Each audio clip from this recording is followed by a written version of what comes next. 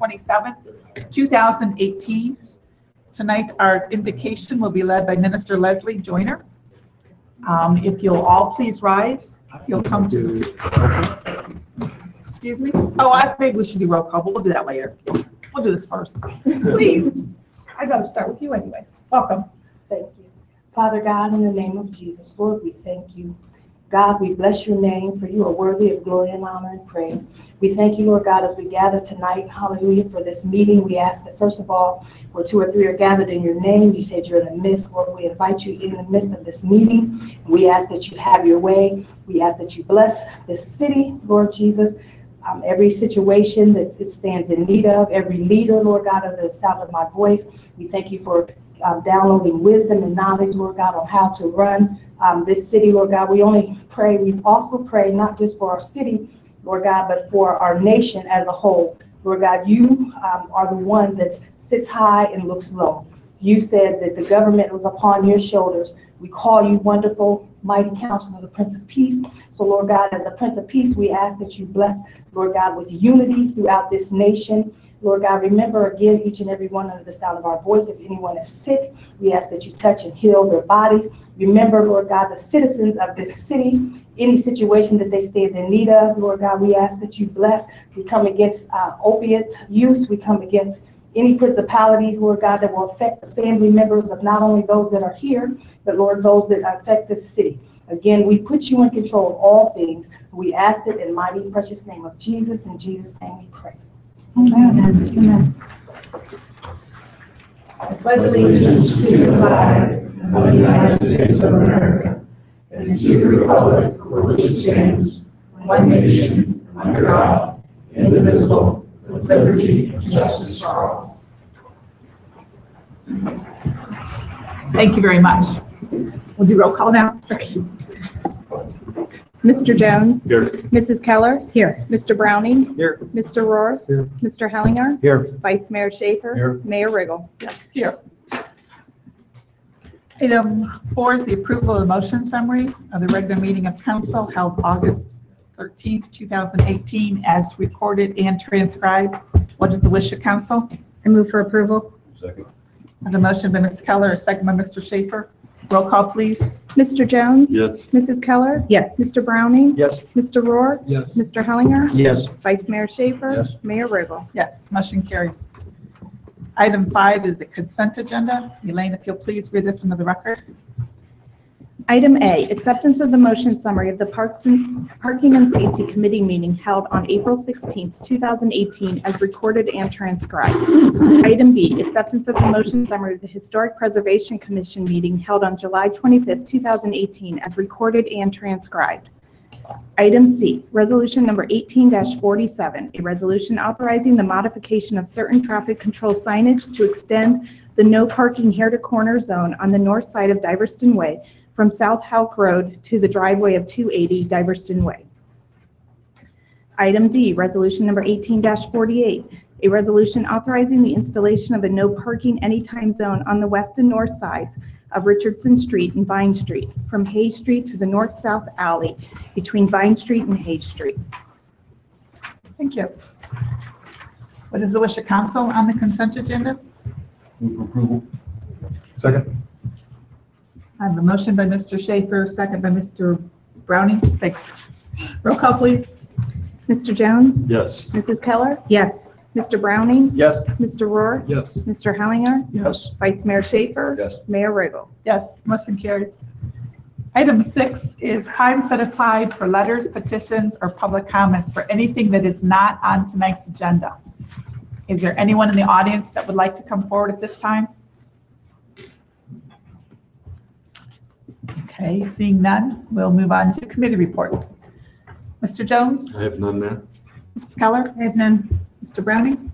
Yes, we have a non-smoking bill or ordinance floating around our Parks and Recreation Committee, and so just where do we want to do with it, and where do we want to head with it, and want to get some direction from folks. I think there was an email floating around 25 feet from a playing field. I think was one thing that was floated around. Any other thoughts on that? Just to refresh everyone's memory, the Parks Board had recommended a complete prohibition Yeah. of tobacco products in the park. So we could present that to you and you could amend it. I mean, as you see fit, I know this, but we do need to respond back to the advisory board and let them know what you want to do. So 25 feet from the ball fields, 25 feet from the play areas, 25 feet from what do you think of 25 feet from where? Actually, I was going to defer to Kent on that to, Well, the additional problem with people smoking at sporting events, playgrounds, those kind of things. So my suggestion would be that that's where we focus the prohibition as opposed to just a blanket prohibition everywhere in the park. Let's address the problem without over-regulating. You all saw the thing I sent you from Sandusky where they did that, now there's a ballot initiative to get it reversed. So let's just get it right to begin with. Thoughts? We talked about this before, didn't we, and decided not to move forward with it because of similar reasons that Kent brought up. I'm okay with 25 feet, like Kent suggested, but I'm not okay with banning it completely in a park because it's outside, it's air. Well, maybe we could come up with something that perhaps addresses that. I don't know if 25 is necessarily. Or whatever the number, but let's appropriate focus on the distance. problem. I wonder about keeping smoking in the parking lot. That keeps it off the trails, but allows you in the area. I don't know. What about that? Some of the parking lots might be within 25 feet of a game. Yeah. Yeah, Right. Yeah, absolutely. I think let's just address that where we've got the problem. And if not. Or that's- if I'm at a family reunion, I don't smoke, but if I'm at a family reunion and someone there does and they're smoking in a, I don't know, Shelter house or something. grilling their hot dogs and smoking a cigarette because they want to, Ted, do you think we can come up with something that might have Yeah, some just- proximity to it? Yeah, the Parks Board has recommended a complete ban at this Right. point. So yeah, we can go back and look at, just hearing these comments, I can maybe try to see if they have some other language you could propose. What about the option of just putting up some signs near the playgrounds that say, we ask you not to? It doesn't need to be Don't we allowed. We're already just, have the I think healthy that's health lungs? department, yeah. We already have some. of Yeah, we those. already have those signs. up Healthy at the lungs at playgrounds. work or something. Yeah. I mean, personally, I still stand by, I don't think we should have any smoking in our parks. If we're trying to promote a healthy lifestyle, CDC says there's over 70 carcinogens, known carcinogens in secondhand smoke. So if you're saying we want a healthy lifestyle, but we're going to subject you to this, and knowing that if you put some arbitrary distance, obviously, there's no enforcement. Whatever we do, there's obviously no enforcement. You know, you call the cops and say, Bruce, come over here, somebody's smoking. And they're going to say, well, yeah, next Tuesday, we might have time to address that. They obviously have a bigger fish to fry. So it becomes one of, if you're going to put something arbitrary in there, there's no enforcement, and it's just easier, in my mind, to put a thing up saying, no tobacco use in public parks. Boom, period. When the smoking ban went into effect for the bars and the restaurants, that you had to smoke X amount of feet from your front door, well, how many feet is that? Does anybody recall? I mean, I don't know that anybody does it because everybody smokes in now the outside patios, and I know that's not 20 or 25 feet, whatever it is, but I feel like it was supposed to be 15 from the door, but that might not be right. because I remember someone joking, well, I'll just take my bar stool and set it in the middle of Sandusky Street, then I can smoke. You know, and I know there's some kind of rule, but nobody ever enforces it. So maybe we need to, if we're going to do so many feet, look at that. But again, nobody enforces that one either. They all smoke there on the patio. I will say when park districts have instituted this rule, a lot of times it was self-policed and it went smoother than they thought a lot of times. It's not like you're out there looking for that person that's out there smoking. It's when they're in the crowd and people want to bring it to attention or ask that person to do it somewhere else at that point.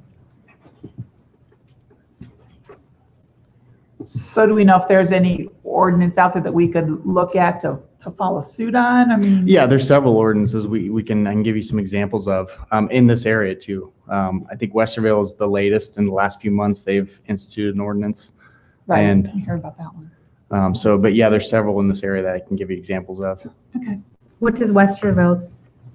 It's a complete ban in the parks. I think their interest is modification of that. Are there examples of ordinances Of modification of that, yeah. which aren't outright bans, but are some Okay. place in between? But And the other thing we have to think about when we say parks, are we going to include the golf course? Because some people refer to that as a park and others don't.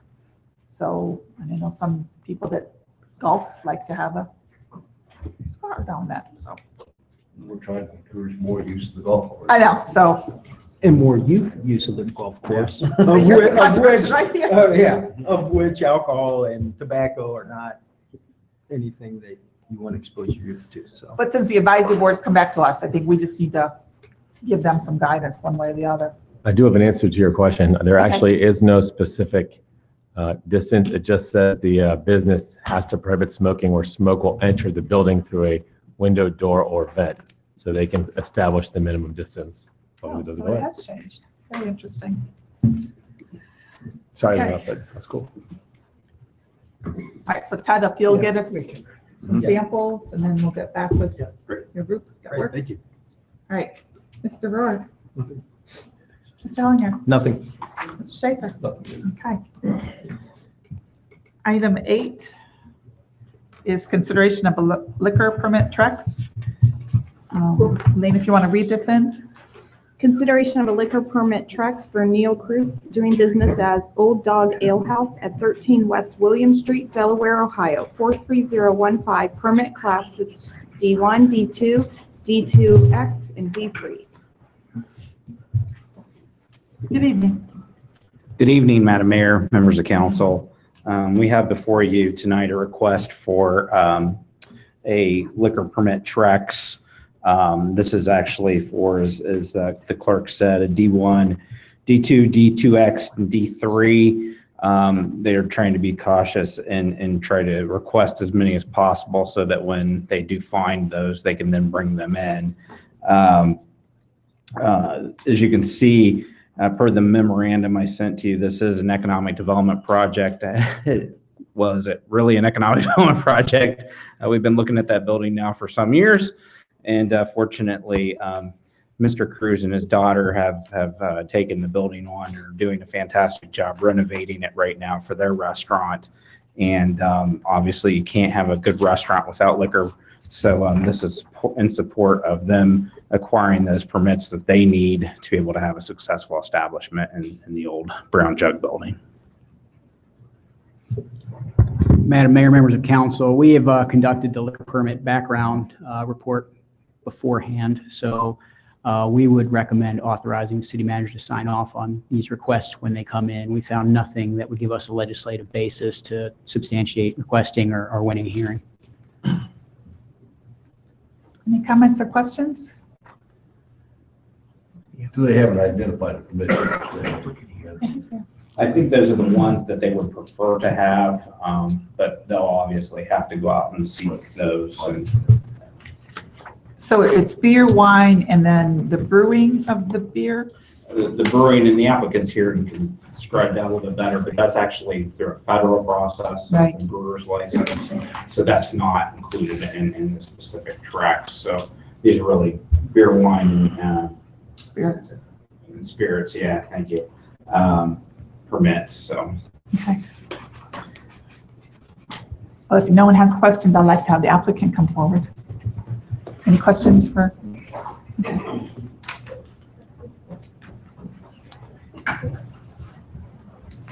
Very hard to hear. Good evening. If you'll give us your name and address for the record, please. Neil Cruz, 8726 Birkdale Drive, Sunbury, Ohio, 43074. Welcome. We're glad you're here in Delaware. Thank you. So do you have questions for him, or you just want to hear about his new restaurant ventures? I want to hear about it. All right. Want to tell us about it? Will you tell us about it? You want to tell them about it? She can come forward too. She's the manager. It'll be a gastro pub, and eventually we'll brew beer. It'll be very small capacity, like 100 gallons a month. So it's nothing like restoration, but allows us to do some charity That's actually one of the things that we want to do is have a charity tap.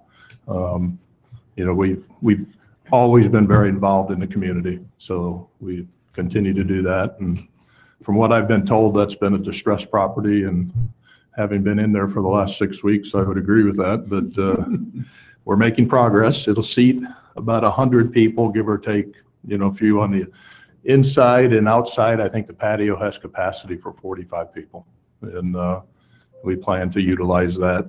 Hours will be very similar to the other restaurants, probably 10 o'clock during the week and maybe 11 o'clock on weekends, 12 o'clock, but nothing like a shot in a beer bar by any means. So a lot of craft beer, fine wine, Ohio-based wine. That's one of the things we want to do is use fresh products and, try to fit into the community, not try to compete with anybody, but try to find a niche. And, it's a very vibrant town. I will tell you, having come here for the last 6 months, you guys have done an incredible job, turning this into a really vibrant community. So we're looking forward to it. And what kind of food are you going to have? That would be a question for her. Okay. And I think they need to know, while she's coming forward, I think they need to know your background. Oh, my background? Well, my career was in the insurance industry, but No, the little thing you did in Sunday. yeah, 11 years ago, we bought a place in Sunbury, and that was a very distressed property. And we rebranded it to the Firehouse Tavern and had it for 9 years, and it was very successful. Sold it 2 years ago. And I think the thing we were known for was that we used as much fresh ingredients as we could. In fact, when we sold it, I think we had one item on the menu that was frozen. So the food here will be, we have a chef who, that's his charge of, figuring out what he wants to put. But I think right now we're leaning towards skillet cooking. No. Cast cooking. Okay, can you give your name and address too for the record? I'm sorry. Jessica Span, 4910 Condit Road, Sunbury, Ohio, 43074. Food is going to be small plates, large plates, so like a lot of shareable items. Like he said, we're going to use fresh ingredients. We want to go to the farmer's market twice a week and get as much as we can there.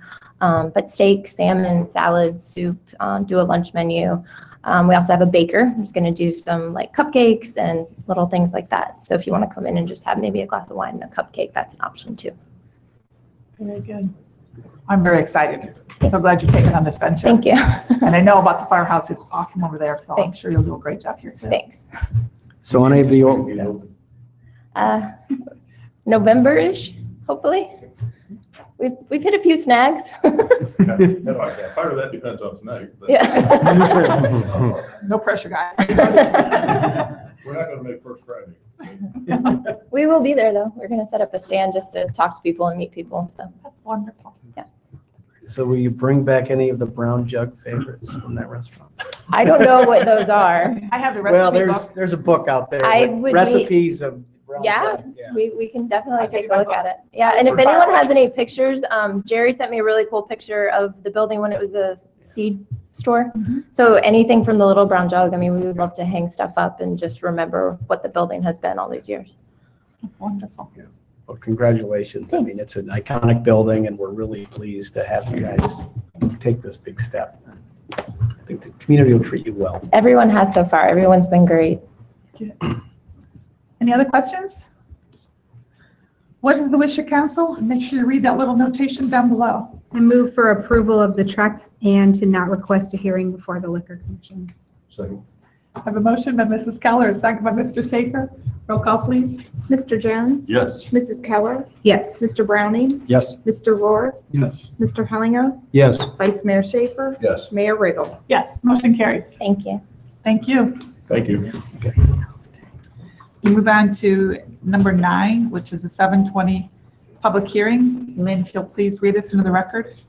Ordinance number 18-69, an ordinance approving a rezoning amendment request by Joshua Morgan Construction LLC at 1354 State Route 521 from A1 Agricultural District to R3 One Family Residential District on approximately 2.091 acres. Thank you. Mr. Eflin? Madam Mayor, members of council, this is, as read by the clerk, approximately a 2-acre rezoning request for property just recently passed for annexation by this council into the city. It is on State Route 521, just north of Boatown. There exists on the property 3 pre-existing lots of about 3/4 of an acre each. Our comprehensive plan does call for low-density, single-family development in this area. Aerial photograph, should we need it. I believe the plan from the applicant is to remove the house you see in this picture and put a house on each lot.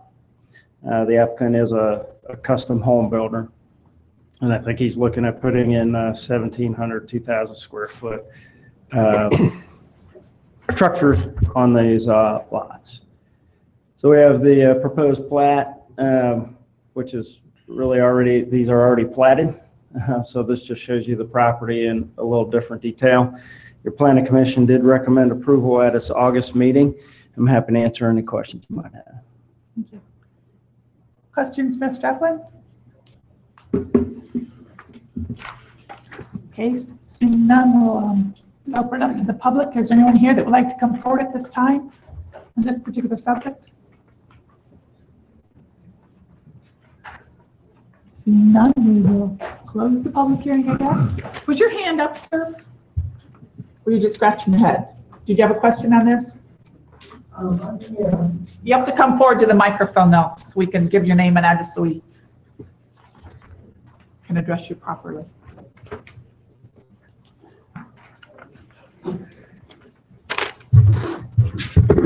Yeah, my name is George Piacentino. I live on 1780 Boatown Road. Yeah, my question is, this particular development, is this on the, did you say the east or west side of 521? It's on the east side, southeast side, 521. Southeast side. Is this the one that's referred to as the Seattle? No, sir. That's coming up. That'll be up next. Okay, this one is, This is just 3 pre-existing lots. It's right here on the screen on 521, just immediately across from Ashburn Drive. okay. If you're here for the apartment cases, this is not it. Well, okay, well, that's right across from Kensington, the Kensington? That's correct. Okay. And so they're going to remove 3 houses there, is that? There's one house, they're going to remove that and put a house on each of the existing lots, if the zoning is passed. Okay, why would that even be a zoning issue? Because the property isn't zoned today in the city of Delaware. It was just annexed into the city. Oh, I see. Okay. It wasn't annexed. All right. Oh, excuse me. I think I was a little bit ahead of myself. But It's okay. thanks for the info. Sure. Anyone else in the public that would like to come forward? Okay, we'll close the public hearing, and what is the wish of ordinance number 18-69? I'll move to suspend the rules, require 2 readings on 1869. Second. Motion by Mr. Schaefer, second by Mr. Browning. Roll call, please. Mr. Jones? Yes. Mrs. Keller? Yes. Mr. Browning? Yes. Mr. Rohr? Yes. Mr. Hellinger? Yes. Vice Mayor Schaefer? Yes. Mayor Riggle? Yes. Move for approval of ordinance 18-69. Second. Motion by Mr. Schaefer, second by Mr. Browning. Any further discussion? Roll call, please. Mr. Jones? Yes. Mrs. Keller? Yes. Mr. Browning? Yes. Mr. Rohr? Yes. Mr. Hellinger? Yes. Vice Mayor Schaefer? Yes. Mayor Riggle? Yes. Motion carries. Okay, Elaine, if you read slowly, 10, 11, and 12 for the 7:30 public hearing.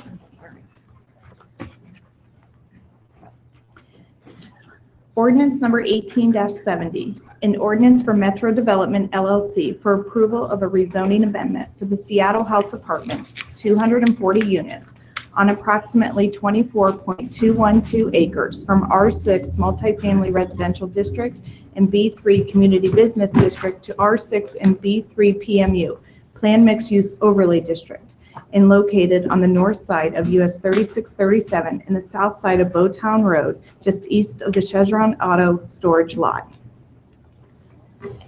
Ordinance number 18-71, an ordinance for Metro Development LLC for approval of a conditional use permit allowing the placement of a PMU, Planned Mixed Use Overlay District, to be established for the Seattle House Apartments, 240 units on approximately 24.212 acres and located on the north side of US 3637 and the south side of Bowtown Road, just east of the Chevron Auto Storage Lot.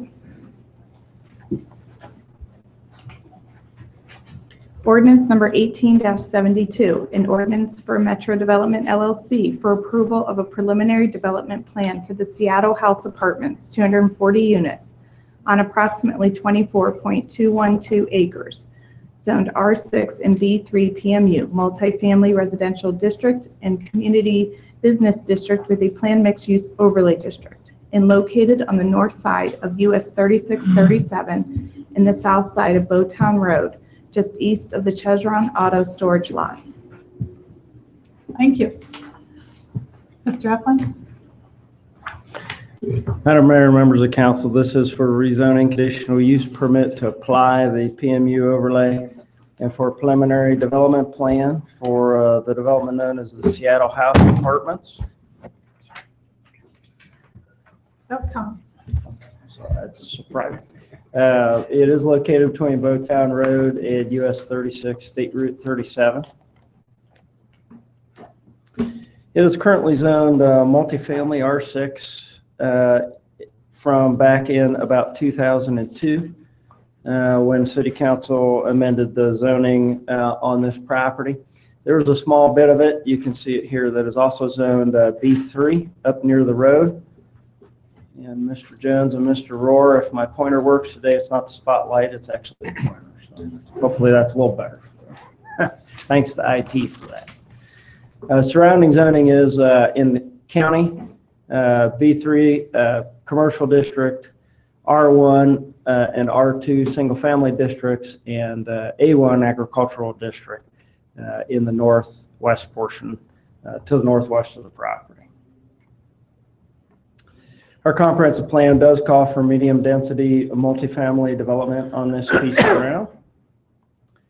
Aerial photograph, should we need it, is pretty much farmland, but I know the red line is in the way here, but I do want to pause and just point out that there's a line of trees, you could just see it here, that are proposed to be retained with this development as well.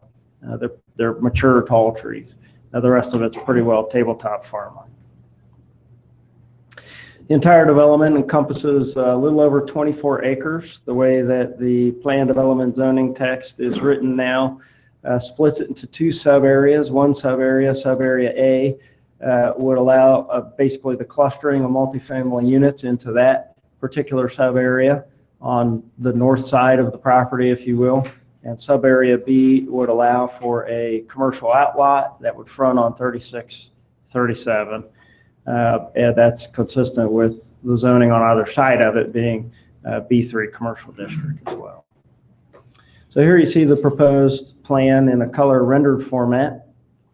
There are 240 units proposed, a clubhouse with a pool, some community open spaces in kind of these two pods.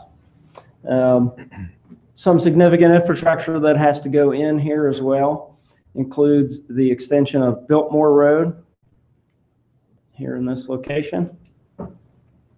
And then an access drive coming from 3637 approximately across from the main entrance of the Zarumba development, Glenwood Common Shopping Center. This would add the fourth leg really to that signal. Biltmore is already built to the west of this site, past the property owned by the Gills in Cheshire. They're proposing, on this plan it says 6 to 7 foot mounds. We had an opportunity to talk to the applicant prior to, actually after writing the staff report, but prior to the planning commission meeting about a 10-foot mound in this area with minimum 6-foot trees, so 16 total feet of screening, really adjacent to the existing single-family homes in the area, which are located near Bowtown Road and immediately to the northwest of this property. That really wraps the northern portion of this property. in significant amounting above and beyond what's required in the R6 district. There would be sidewalks and bike paths as per our normal and customary regulations. That includes sidewalk along Bowtown Road. Along Biltmore Drive would be bike path and sidewalk. And then on the west side of the north-south access road would be a sidewalk. What we're recommending is a payment in lieu of a sidewalk on the east side so that we could actually connect that sidewalk across to the Glenwood Commons Shopping Center, which the signal will accommodate, but there wasn't the start of a sidewalk connection there when that shopping center was made. So that would allow someone that lives here to be able to walk across to the shopping center. Now the units are 3 stories, approximately little over 41 feet each. There is parking per code spread out in the site on surface parking as well as garage parking. That's the smaller buildings in this location. And the closest building to a residential structure is set back significantly from approximately the 25-foot setback required by base code. And the one other thing I want to mention on the site plan is really a third way of emergency vehicle access. Obviously, you'll have the main way up the north-south road, and as Biltmore gets constructed, a secondary way. It's not constructed now, and that would be development dependent to the west. So for now, a secondary way, and in the future, a third way to get in and out for emergency vehicles only on this north side to Bowtown Road. One of the questions and discussion points we had at Planning Commission was to make sure, it's kind of hard to see here, but it lines up with the easternmost residential property's driveway. It originally was in this area. We asked the developer to move it as far east as possible, and I think they just lined it up with the driveway. One of the discussions we had is there's enough room to move it a little bit farther to the east so it doesn't line up exactly with those folks' driveway there as well. So as I said, there's 3 stories proposed. It is the base R6 requirements are for 100% natural materials as defined under our code for multifamily dwellings. These are less than 50% natural materials as proposed. Vinyl in a variety of lap siding and shake accents, and then you can see some stone, Delaware blue vein limestone being used as a wainscoting, and then here on the more vertical elements of the building as well. This is just a proposed rendering of the 1-story clubhouse. So as we've done before with some of these rezonings and more complicated projects for you, just put up a couple of screens of table here between what's on the left is the R6 base district as it's zoned today, and on the right is the R6 PMU overlay as proposed by the applicant.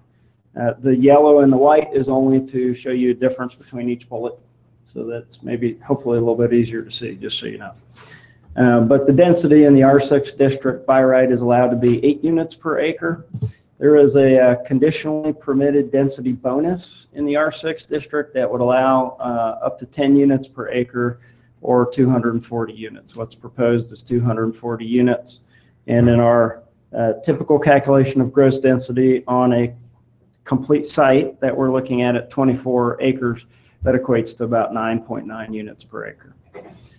The building height in the R6 is capped at 35 feet. There is no requirement for pitched roofs and that sort of thing in our design guidelines. These obviously have that on there. The proposed building height is 42 feet in 3 stories. And the R6, the minimum sizes for bedrooms, and again, we've been over this a lot lately, it feels like this year, and late last year, is 800 square feet for 1-bedroom units and 950 square feet for 2-bedroom units. The apartment sizes proposed are 678 square feet for the 1-bedroom units and 933 square feet for the 2-bedroom units. About 75% of the units proposed, or 180 of the units, are 2-bedroom units in this proposal. So the vast majority of them, but there are 61 bedroom units. Again, I mentioned the natural material requirements previously. Buffering in the R6 is essentially a 6-foot-high continuous screen. This is often achieved with some mounding and landscaping, but could be done technically by simply the installation of a privacy fence and some minimal landscaping. The buffering proposed in the text is, again, 10-foot-high mound on that north side with 6-foot-high evergreen trees at a minimum. This landscape plan is reflecting even more than that. Just stepping back for a moment on the natural materials, one of our recommended conditions, and this is also recommended by Planning Commission, is that the public-facing sides of the building receive the majority of their treatment to be natural materials. And so the inward-looking sides of the building, or inward-facing to the development, could then receive lesser amount of natural materials. And that's what's recommended by your Planning Commission. But just want to make that note. It's in your conditions. The minimum open space in the R6 district is 20%. What is shown here on the plan is approximately double that at 43%. Not all of that is active and usable, but a good percentage of it is, with some of the more active open spaces that we see. One of the conditions of approval recommended for you is that there is some even more programming of some of those spaces by the developer as they might come in with a final development plan should these be approved. Apartment amenities are not required in the R6 district, and of course they're proposing a clubhouse, pool, outdoor grill area, field space, etc. Now, your Planning Commission did recommend unanimous approval at their August 1st Planning Commission meeting, and I'm happy to answer any questions that you might have. Questions? Yes, Ms. I have one. Mr. Eflin, at the beginning of your description, you mentioned that there was a commercial outlet as part of this piece. Correct. Approximately how many acres would that commercial outlet take up of the 24 total acres? I believe it's close to 2.5, a little less than 2.5 acres. So then wouldn't we say that the density of the apartments would be out of 22 acres instead of 24 for calculating what the density would be? Typically in a mixed-use development, whether it be a 20-year-old PUD or a modern PMU like we do here, and we've done several of them, we look at, in terms of the gross density, what could be placed overall. But can you look at it that way too? Councilwoman Keller, as we've discussed a lot of times in the past year, you certainly could. And we noted that in the staff report, if you did that and looked at just the piece they're looking to build the residential on, inclusive of there's about an acre of open space just shown in this location. That's not a lot, it's just open space. It happens to be across the road because of where Biltmore has to go. But inclusive of that, you're at about 11.4 dwelling units per acre if you look at it that way. To be consistent with ourselves and staff and how we've looked at it, we look at this as gross density overall on the 24 acres. Does that answer your question? It does, thank you. Other questions, comments? Yeah, I have a question. So, Dave, if you go back to the PMU versus base R6 screens there,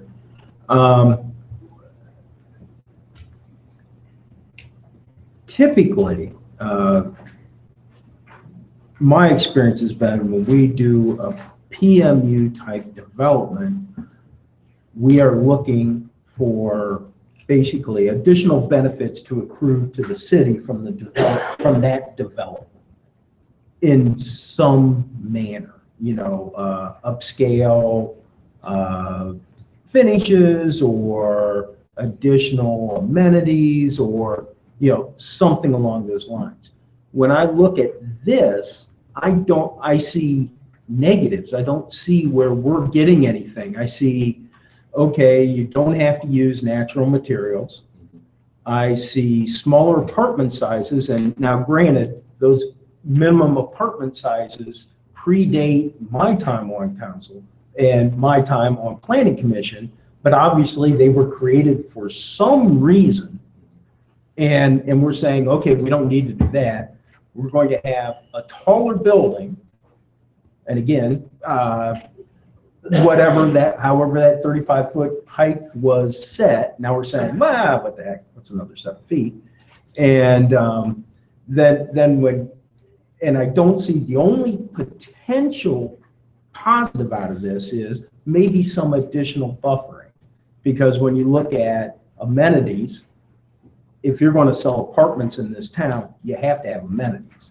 So it isn't like they're going to not put in a pool or OC ball courts or whatever the heck they're going to do. But I just don't see where we are accruing any benefits. I think, in my opinion, we're giving away the farm on this. Ditto. That's just kind of the take on it. Yeah, I think there was certainly been staff level discussion with the applicant leading up to making the application about exactly why can't we do development under the R6 district as it sits today. In that discussion, certainly the applicant needs to go into this for themselves in more detail, but I'll just give you my summary of it. It was really relative to some of the significant infrastructure in Biltmore Drive and the other road going in as well, which are significant in this case, in my judgment. However, that's part of the balancing test you have to go through here. And these aren't it. This is just, these two screens are summary as well. I know you've had an opportunity to review the entirety of the material. So I think just in a plan development test, it's not always that all the benefits accrue to the city. It's that it's a balance between the site and what an applicant may want to do, and also some other benefits you described, as we have traditionally viewed them as a community, that we normally arrive at with plan developments. We haven't had a lot of plan developments for apartments. They've been mostly single family or some mixture of condos and single family and that sort of thing. But that's what the comments I'd offer to your question. I think the rest were just comments you were making. So. I agree with everything Mr. Hellinger said. 678 square feet for an apartment does not seem like it's good for people. 933 square feet for 2 bedrooms. We have minimums for a reason, and this is very concerning to me, that we would build it taller, shove more in than our code allows, make the units even smaller than the minimums that we have set. And then less than 50% of natural materials. I, like Mr. Hellinger, I'm wondering who this is benefiting other than the developer, because I certainly can't see it benefiting the people that would live there, and I can't see this benefiting Delaware. I think with the apartments that went in on Houck Road, those were smaller. And from what the developers keep telling us, the people want smaller apartments. And that's what I'm hearing over and over. I know that's what's happening a lot in Columbus. All the apartments seem to be getting smaller and smaller. They're trying to convince us this is what they want. 2-bedroom apartments on Houck are 1,050 square feet. And what are the 1-bedrooms are 800. They weren't built below the minimum. I think they were just a smidge. I would hate to speculate without having that right in front of me.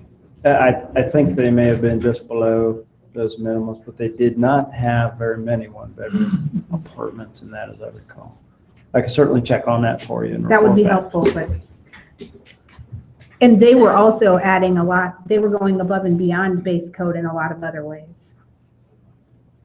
Yeah, I'm not thrilled with the 50% less materials. Yes. Yeah, for my part, I couldn't agree with Mr. Hellinger and Ms.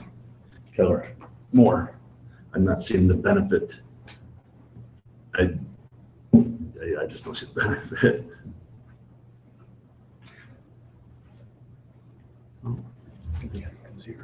Any comments before I bring the applicant up? Would the applicant like to come forward at this time?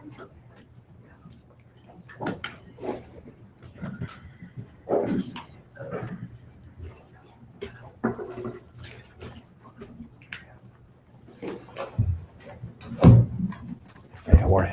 Good, how are you? Hey, Steve Kuckler, 94 North Sandusky Street on behalf of the applicant. Joe Thomas, Metro Development, 470 Old Worthington Road, Westerville, Ohio. Yeah, thanks for making time for us, Mayor, Council. We put a lot of work in over many, many months with staff on this. And Mr. Thomas here can get into some of the specifics of the project. I'll just highlight a few things and address some of the benefits, right? The question came up. I think one of the biggest benefit to the city is a road connection, an expenditure of nearly $1 million that's going to connect needed mixed-use development out there and to connect commercial development both east and west of this site. There's going to be some folks here today who are going to be speaking on behalf of that as to why, from a commercial standpoint, this is actually a good thing for the city. It's going to prime the pump in order for some more commercial development in that immediate area. That got zoned when I was on city council a gajillion years ago, 2003. Tom, you were still city manager back then. Dean was here too. And when we zoned that, right, all the thoroughfare plan, everything was laid out like that, but it sat there since then. It sat there since then because of the expensive infrastructure that's needed for the thoroughfare plan to connect both east and west. So that's benefit number one. Benefit number two would be the attraction of knowledge workers, of young professionals, right? Everybody wants the city of Delaware County to land the big employer to attract more jobs to the community. One of the issues that we face as a community, right, I live here as well, is having places for people to live, to attract workers in order to attract jobs. And so this satisfies this, obviously, very much so. And I would notion that I think this is also an improvement, right? So when this was zoned in 2003, and then the various variations of the various approved plans that council has adopted over the years, this is a huge improvement. The creation of a commercial outparcel was huge. All the other previous plans that had been adopted by council shows 2-story apartments eating up all the green space coming all the way up to 36, 37. So this is a way to preserve the multifamily in the back and keep the commercial in the front for, again, more commercial development, which is good for everybody. It's also increased income tax to the city. There's millions of fees being paid to the city up front to make this happen. I could go through that list at some point in time, but I think the benefits are huge. And I wouldn't be up here with the applicant if I didn't think it was good for the city. Joe, I don't know if you have anything to add. Madam Mayor, members of the board, again, Joe Thomas with Metro Development. I think Steve and, of course, city staff has probably given a great summary of what we're providing in this particular location on 3637 and Bowtown Road. The issue of the 3-story buildings, the square footages, probably to answer the question the most direct on a 3-story building, it allows us to cluster the units within inside the building itself and give greater open space and give us greater open space amenities to the residents that will be living in this area. It allows us, as Mr. Kuckler represented, that it allows us to pull the actual product away from, as you can see, from all 4 corners of this property. We do have to, of course, be cognizant of our neighbors to the north, the neighbors to the east, neighbors to the west. Again, neighbors to the south are commercial uses, so we do not see that as a great area to buffer. However, with the 3-story building, it allows us to pull everything inwards to the community itself. It allows us to get that greater distance between our buildings and the neighboring property lines as well as the neighboring homes. And it gives us that ability, as everybody would attest in this room, a 10-foot mound takes a little bit of space to perform. You know, you at least need roughly 60 feet to do a good mound with the mobile sides that you can possibly get. And then, of course, that also gives us the ability to, as you can see through the site plan, with clustering the buildings in the center, gives us a large area to add the walking trails that are interior to the site, as well as we continue to add the other trails that are on not only the north side or the Bowtown area or Bowtown Road side, but of course we have trails along the future Biltmore Drive and then of course along the connector to 3637. As far as the square footages of the apartments, these are just our template type of apartments that we've been building throughout Central Ohio in the last 5 to 7 years. And this is what our market research shows us as the suggested size of units. I guess from a standpoint of the market rate style of apartment, we're right there in the sweet spot as far as, because everything relates itself to square footage to a rental rate. And we're right in the sweet spot of a type of rental rate that gives us the ability to offer a home to what we call not only the young professionals, but we also have to consider the empty nesters. We have a large product offering on the first floor only that gives us the ability to grant or have additional interior amenities to the empty nester that has either age restricted type of disabilities or other type of disabilities that each first floor unit has the ability to modify the unit for a disability, or we build a high percentage of units that are already built to accommodate people with disabilities, like the roll-in showers, the grab bars, the accessible kitchens and laundry area, and of course all the other light switches that are either lower, the receptacles that are higher, the thermostats that are lower, the wider doorways, of those kind of consistency that as our population ages, there is that dramatic need for not only homes for sale, but homes for rent that accommodate the empty nesters. And as we know in Delaware, in the city of Delaware, the best asset to our community as the city of Delaware is the people that live here. And there's people that do want to move out of their homes, sell their homes, but still maintain a residency in the city, as well as possible residency outside the city in a warmer climate. So we saw prior to 2007 and 8, the condominium market was a large market for empty nesters. But as we see now within our market itself, the rental market is now becoming probably as close to, or at least coming stronger than the for sale market for empty nesters.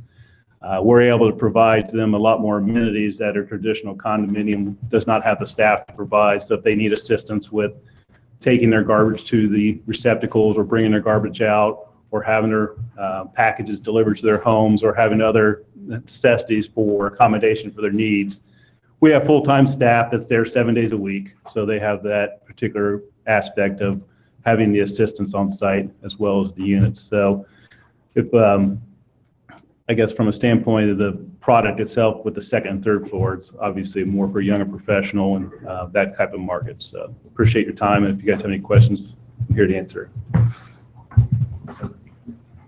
ahead. Where have you built other units that are 678 square feet for a one bedroom?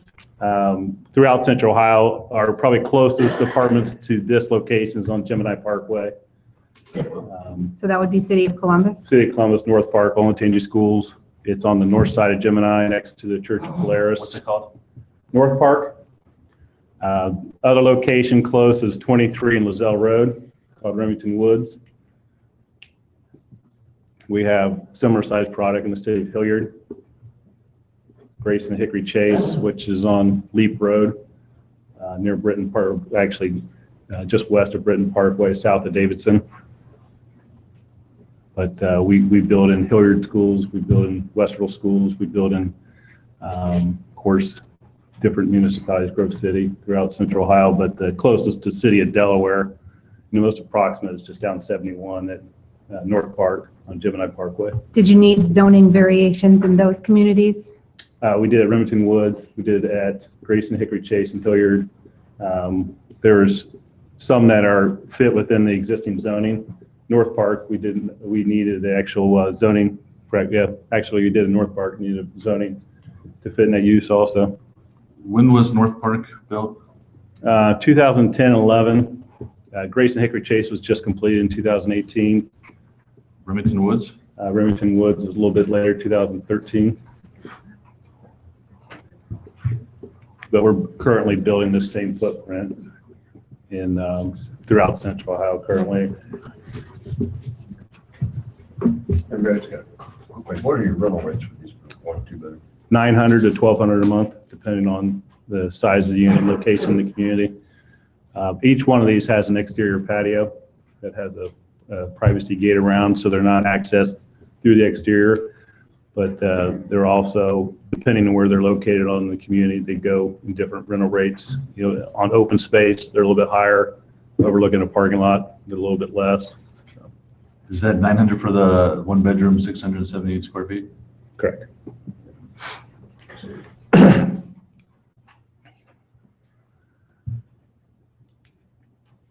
And usually we run out of the 1 bedrooms before the 2 bedrooms. And I mean, the numbers are the same, but they're high demand, even for a couple, a newly married couple or young professional. The 1 bedrooms is a little is in just as high demand as a 2 bedroom, 2 bath. I'm shocked to hear that, just because I know the rent for a 1,050 2 bedroom is $925. I can't imagine somebody's going to pay $900 for 450 less square feet. I'm sorry, I didn't understand the rental. I have an apartment that's 1,050 square feet, 2 bedroom.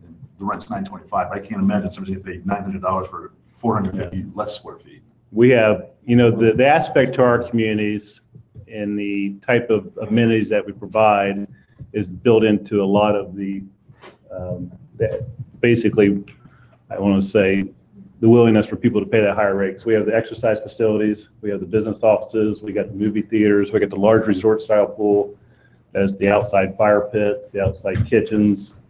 So we program it, you know, anticipating that we're charging a little bit more per square footage, but we also have the amenities that you generally would have an additional, like athletic club membership, whereas we have a full athletic club interior to the clubhouse for their exercise needs.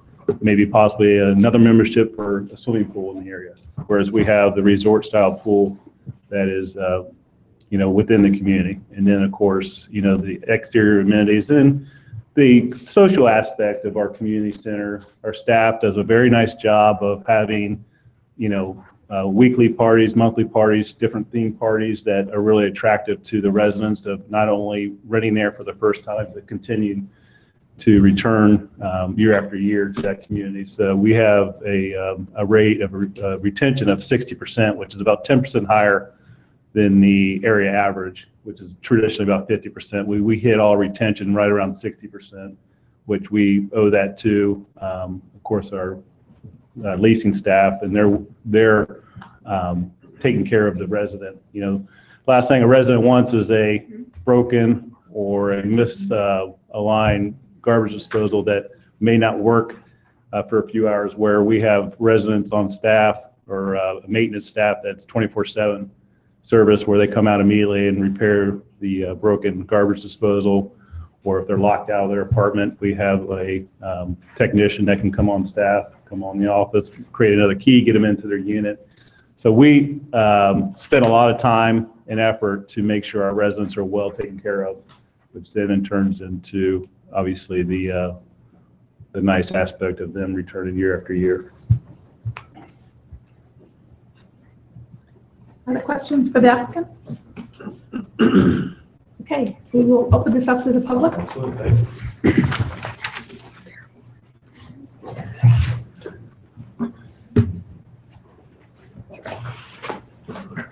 So the first person I have on the list is Scott Coverly. Scott, as you come forward, if you'll give us your name and address for the record, please. I'm Scott Coverly. I live at 6800 Harriet Road in Powell, Ohio. And I'm an advocate for this type of property. I am, because I think it's really positive for our east side and for the development in that area. I think that it's an opportunity for us to be able to create an upscale community that's well managed and really nice, that is going to attract young professionals. You know, I've got 2 kids that are 24, 25 that are young professionals, and when they look around for where they want to live, they look for a place like this because of the social aspects, and you know, the square footage didn't really matter to them. It's more about the environment and how nice it is that they live there.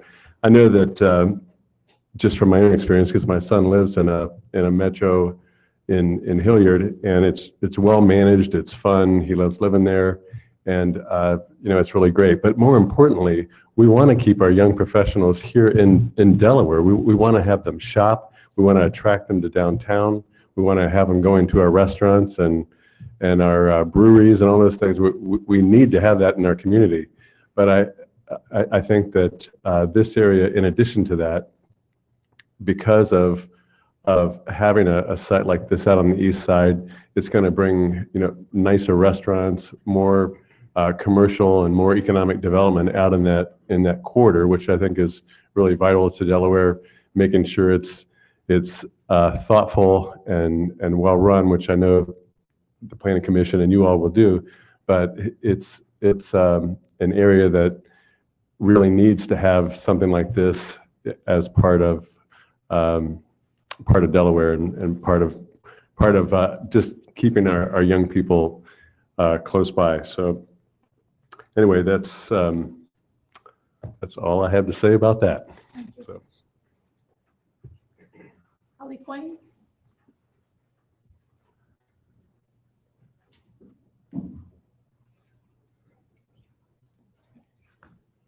Good evening. Thank you, Holly Quain, President of the Delaware Area Chamber of Commerce, 32 South Sandusky Street in Delaware. I'm here speaking on behalf of the Chamber, and I have some prepared comments and then some off-the-cuff comments based on some things that I've heard you concern this evening. So I'm here to address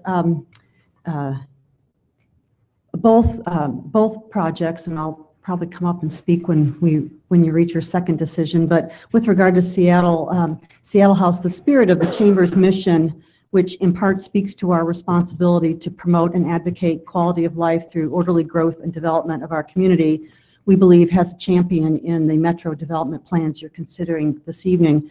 One of the issues the Chamber has identified as going hand in hand with intelligent, orderly growth is a variety of appropriate housing options that serve to accommodate not only our current workforce needs, but to be the type and caliber to attract the commercial development that can then follow.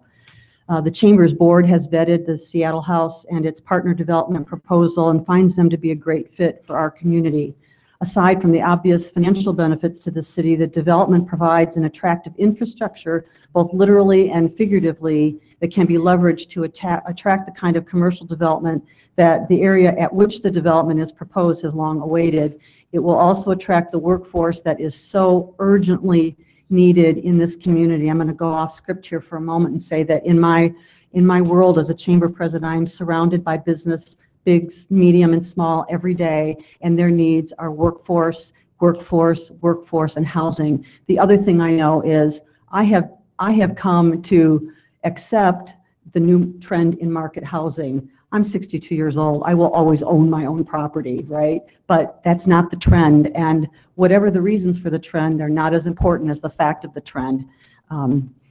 The Chamber also believes that the reputation of the developer and those encouraging the project's approval be considered. The Chamber membership is represented by men and women of integrity with a long history of careful consideration of giving back to this community who live and work here and are dug in long term. The Chamber's position comes after careful consideration of the need for the project, the location of the development, and the fact that Metro has many properties that can be held up as proof that Delaware is not gambling on an unknown for something this important. The Chamber has no doubt that the property will be maintained vigilantly, and frankly, as well as all the other large multifamily. We've been very fortunate in this community, and in large part to the leadership in the city.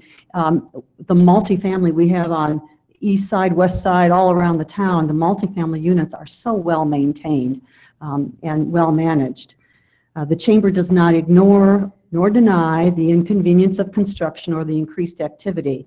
But undesirable communities, poorly managed, on the decline, rarely have to face the need for increased housing. You folks know better than we do that the cost of being a successful community is to respond to the needs that it brings, whether it's parking or safety or housing. I had a conversation with 2020 in our office just last week, and they tell me that as of today, Central Ohio is short 7,000 units just like this to meet today's housing needs. The reason for this trend, as I said, is not as important as the fact that this is a trend. Delaware can acknowledge this movement and reap the benefits of making our community attractive to the kind of residents who are seeking this level of housing, rather than allow another community to enjoy the tax base and infrastructure improvements that both these developments, frankly, will bring. These developments come with resources of talent and disposable income that create a vital balance in our community. That's what they bring to the city. You've already made decisions over the past several years that have been instrumental in making Delaware a place that people from the outside want to visit. We should keep more of those talents and dollars here by allowing attractive housing that responds to the market. With this housing comes workforce and the cultural investment they bring to churches and social needs. They come to boards, they bring innovation and entrepreneurism. So I want to talk a little, just for a second here, about market-driven.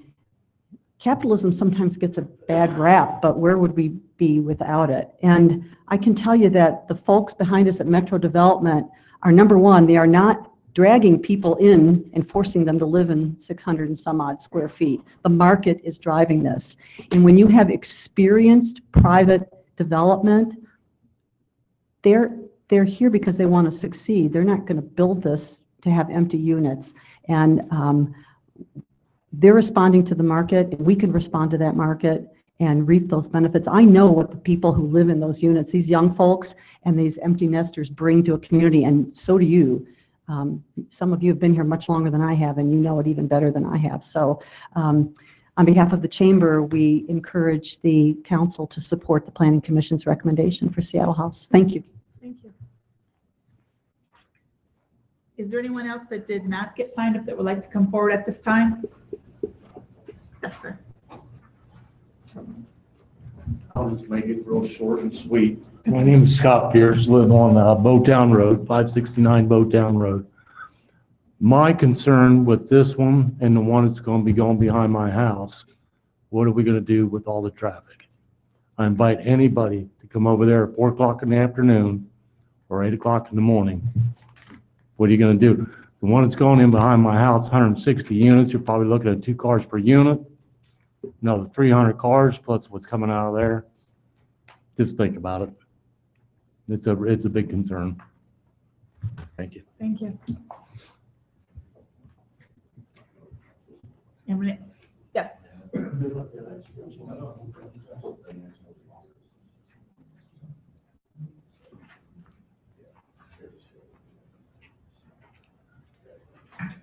Good evening. Good evening. My name is Jim Gill. I reside at 7745 Seminary Ridge, Worthington, Ohio. I own Chesron Chevrolet, Buick GMC, and a couple other properties in this area, some of which are single family homes. I'm very much in support of this project. I think it's going to do a wonderful job in terms of opening up access to not only this acreage, but certainly, it looks to me as I look at it, it's going to allow access to well in excess of 50 acres, if not more, of property that is going to be developed in that area. We have 110 employees. Nearly half of them come from outlying areas. In my opinion, and the opinion of these people, there's a lack of affordable housing for them here. They drive from Marion, other communities such as Marion. We also anticipate growth in that area. We do love to employ another 110 employees. I think those opportunities exist in that area, but it's going to require housing for young families and empty nesters. Metro is a well-established, very successful business that has been around for a long time. They won't be successful if they don't offer a quality product at a competitive price. It's really that simple. And they've got a long history of doing that. I think they'll build a project that we can all be proud of, and they'll manage it in a way that will keep us proud of it for a long time. I think that the people who spoke before me said a lot of things that were right on point. My son Joseph, who is 24 years old and spent the last 5 years living in Delaware, in the city of Delaware, recently moved to Polaris, only because the kind of housing that he was seeking is not available here. So I think there's, he's certainly not alone, and Scott Coverly's children as well. I think there's a great opportunity for us, not only as employers or developers, but as a community to grow and thrive.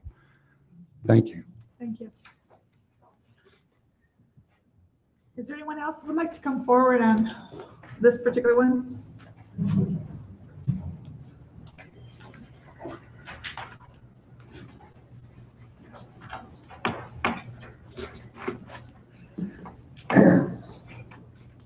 Yeah, hi, I'm George Piacentino, 1780 Boatown Road. I appreciate the previous speaker, but I'm having a little bit of a contention issue with the people you're trying to draw. The Metro developers and those who are speaking on their behalf are claiming that we'll be drawing young professionals into those houses or into these units, and I'm not sure that's going to be the case. I think that obviously that would be ideal, and it would be. I'd be inclined to support it more than right now. I'm a little bit leery, but I just don't think for those small units that you're going to be able to draw type of professional resident that you're trying to attract, and that's what concerns me about 240 units actually beside my house. I don't know who will be. It just scares me that these small units are going to attract those that can be. For lack of a better word, transients and really not long-term citizens of Delaware County. And I'm a little bit concerned about that the people that will live there. Thank you. Thank you. Anyone else that would like to come forward on Seattle?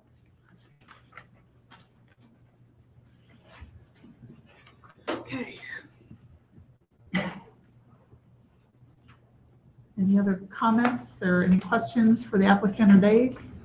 I just have one comment. Just Alex kind of alluded to this, but I think it's important to keep in mind that when these developers come in with these projects, they've done their market research. So, in our opinion, maybe that's the right price, not the right price for these units. But my guess is that they're pricing these units at this size unit at that price because that's what their market analysis tells them they do. And so I just think we need to keep that in mind. They're bringing market research in here, and they're making decisions about these things based on that market research. And it's funny, when this came before planning and they kept talking about affordable housing, I think we all have different numbers in mind about what affordable housing is. When we do the calculation, you're gonna have to make about $20 an hour in order to afford to live here. So it just depends. So it's not gonna be the people working at Myers or Kohl's. I doubt that they're gonna be living here. It's gonna be, as they're hoping for, young professionals, I think. And that, apparently they have the track record to show that it works, so. I still have a concern with the traffic. I mean, that's the worst part. That's the biggest headache in our town is looking ahead, hundreds and hundreds of additional cars. Is- To the point that it's, Dave, We're is, going out to 71, we'll be fine. well, they're not on 71, they're coming into town I now for know. these big businesses. Yeah, I uptown. know. Dave, is the main access going to be off 3637? Correct, at an initial opening day, and then Biltmore Drive would presumably continue if the property to the west develops and connect to existing Biltmore Drive to give you a couple of roadways in and out. But if they're turning left, if they're going east, they're not working in Delaware. Right. They're turning right and going through the point to come to Delaware. And like that gentleman said, drive through there at 8 o'clock in the morning when all these young professionals are gonna try to have to be at work.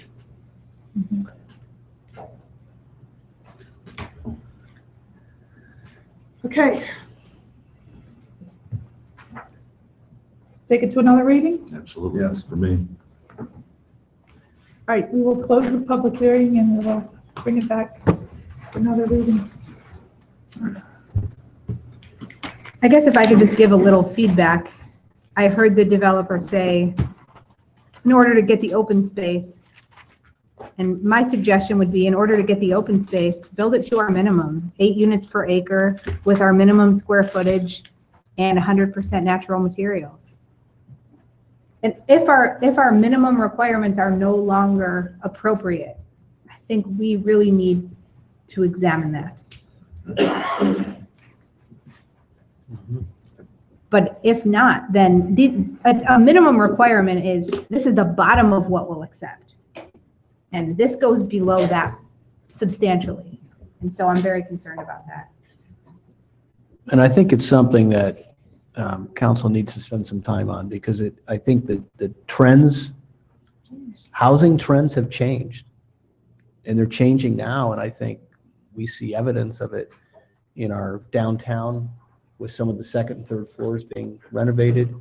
We're just seeing a resurgence in demand for apartments that we haven't seen in a decade, at least. It's been 10 years since the council has entertained apartment projects. And I think in part it's because of what was referenced earlier, but because this was approved for apartments. I mean, there was an apartment complex, Brighton Town Development. We had a developer out of Cleveland who was teed up to go, and a number of other factors came into it, and it didn't get approved. And at the time, the minimums were, as you point out, Councilwoman Keller, they were larger, but that was 15 years ago. And so Why that's, didn't it get approved at the time? Do you have any idea? why did it? Why did it not get approved? Oh, it did get approved. It was approved, it just didn't go forward Oh, for a okay. number of reasons. Could have been the financial, the infrastructure. I misheard. So there was another apartment complex for this site. The scale of the apartments were different and whatnot, but I think we just have to have that conversation, because this came up during the Houck Road. But during some of the testimony, if that's what we would call it, I mean, I believe that people, if somebody's gonna pay that and really wanna live there, they're gonna live there. That's, for me, it's really become a traffic issue. Yeah. At this point. I mean, just the Bridge Street project in Dublin, their apartments are as low as minimum is 475 square feet, up to 900, and they can't rent them fast enough. So it is happening. It's just, we have to figure out how does that change our thinking about projects like this? Because The thing is, it's so reactive to the market currently, but what happens in 20 or 30 years when these buildings are still here and we don't have these young, fresh millennials that want to live in a closet? What happens in 20 years when these buildings are still part of our community and the trend is no longer, I want to live in this tiny little apartment? We really have no idea. Right, but I mean, I think Yeah. that's why we have these minimum standards Right. that say this is a guide to. Right. Councilwoman, I know this won't help you with these cases because of timing, but I'd be remiss if I didn't remark on the fact that we're embarking on a comprehensive plan for our community, sort of the same kinds of issues that you're wrestling with, that your council colleagues wrestled with 20 years ago, approximately. And what Tom just mentioned, that was reflective, our comprehensive plan, and some of the standards in our zoning code were reflective of that plan and that time and that market, and lots of things have changed in that period of time. Those are issues in general in the comprehensive plan in terms of our growth and development policies that we certainly should get into with respect to that plan. But then we generally view, at least in my judgment, zoning code as an implementation tool of those policies for growth and managing growth. And so I'd certainly say the next thing we should do after doing our comprehensive plan is take a look at our zoning code in total.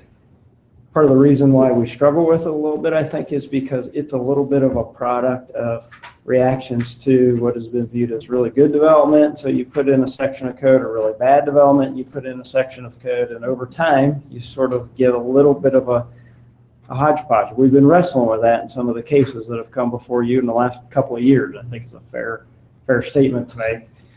So just, again, I know it doesn't help you with these two cases because it's going to take a while to get there, but I think it's a product of sort of where we are as a community at this point. David, our planning commission talked about with the ponds both being on the right-hand side to the east of the property, right, and then the farmer that was a little further over that was very worried with all the blacktop, his fields beyond that. I mean, has that been addressed at all? Have we talked about it anymore? Yeah, planning commission, what the mayor's alluding to is that there's a creek line, a ditch, if you will, to the east of this site that the water effectively flows to in some respects from this site. And there was a concern expressed at planning commission to ensure that at least this development doesn't make that condition any worse. And hopefully it could make it a little bit better to the extent that it's responsible to do that. And I believe, Bill, you can help me out, but our engineering representative at planning commission remarked that that's one of the things we look at when we're on the edges of the community and at the border of sort of watersheds and ditches and things that we do take a look at that. Okay, thank you. All right, I'll be back in 2 weeks. All right, Elaine, if you will please read 13, 14, 15 into the record. Ordinance number 18-73. An ordinance for Metro Development LLC for approval of a rezoning amendment for the High Point Place Apartments, 160 units on approximately 16.70 acres from R6 Multifamily Residential District to R6 PMU Multifamily Residential with a planned mixed-use overlay district and located on the north side of Bowtown Road just west of Village Gate Apartments.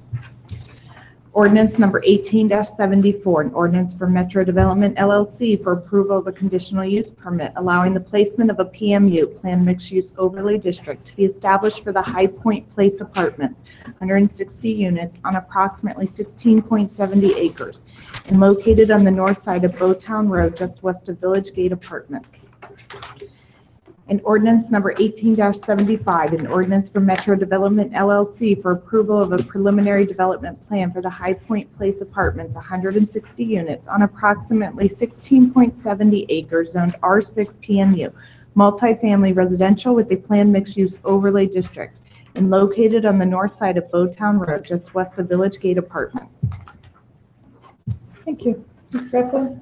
Madam Mayor, members of council, this is the second apartment complex on the docket tonight, known as High Point Place Apartments. This is for rezoning amendment, conditional use permit to place the planned mixed-use overlay zoning on the property and a preliminary development plan.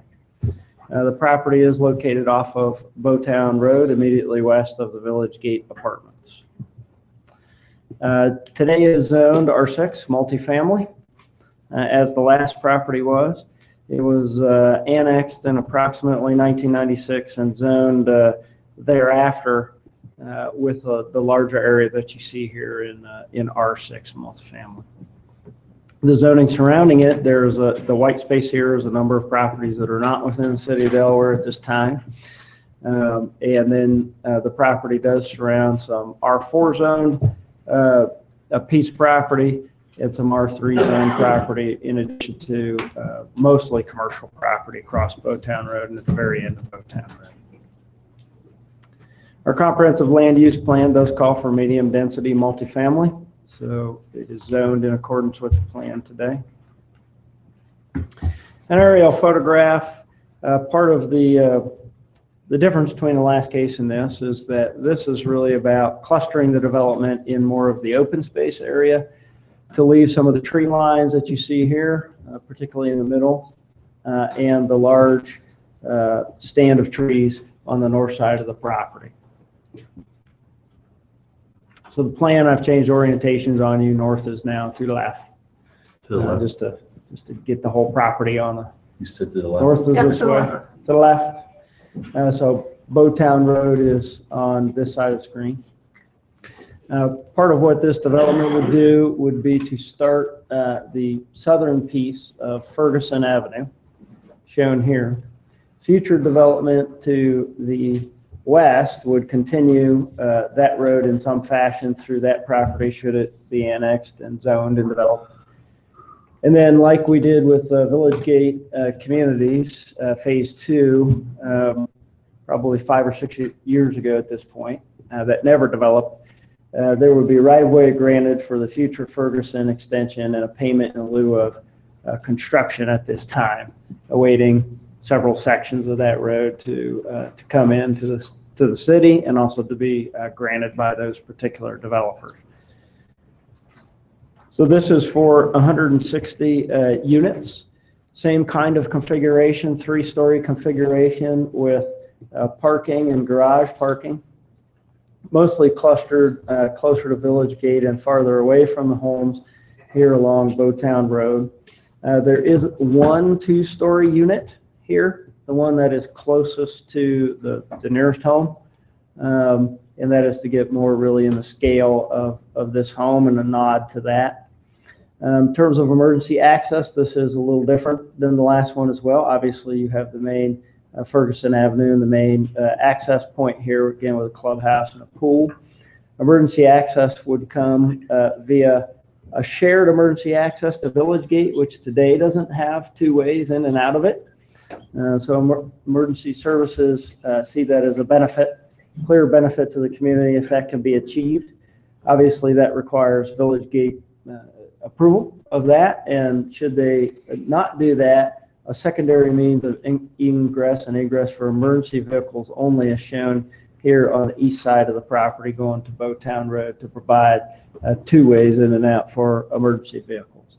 Of course, when Ferguson is fully extended, that could provide potentially a 3rd way in and out of the property to the back, pending, obviously, if this would be approved, there would be a final development plan. And one of the things we've discussed at staff is to not preclude the possibility of an emergency access drive or something like that coming in from that side of the development. There is about a 1.3 acre preserve, and that would be a permanent preserve of the trees. There would be a walking path, so it could be an amenity to the residents of the development.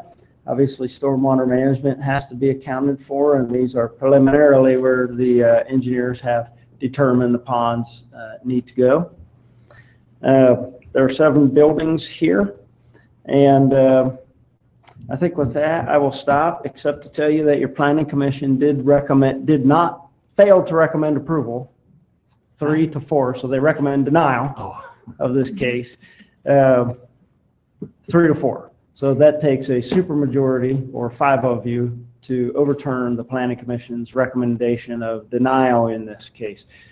A lot of the conversation at planning commission had to do with some of the buffering and the number of units, the clustering of the units, but I think primarily focused on Bowtown Road in this location and how wide it is and traffic concerns and those sorts of things as well, just in summary format. And obviously the mayor's on planning commission, she can give a summary as well. But we spent a lot of time talking about Bowtown Road in that hearing. I'm happy to answer any questions you might have. Dave, what's the distance between this project and the previous project? I don't know that off the top of my head. Quarter mile, Councilmember. Maybe Probably quarter mile. half mile, yeah. Half Quarter mile, to a half. maybe. Yeah. I'd say at least a half.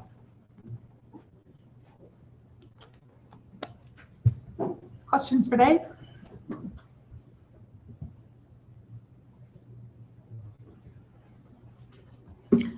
Would the applicant like to come forward at this time?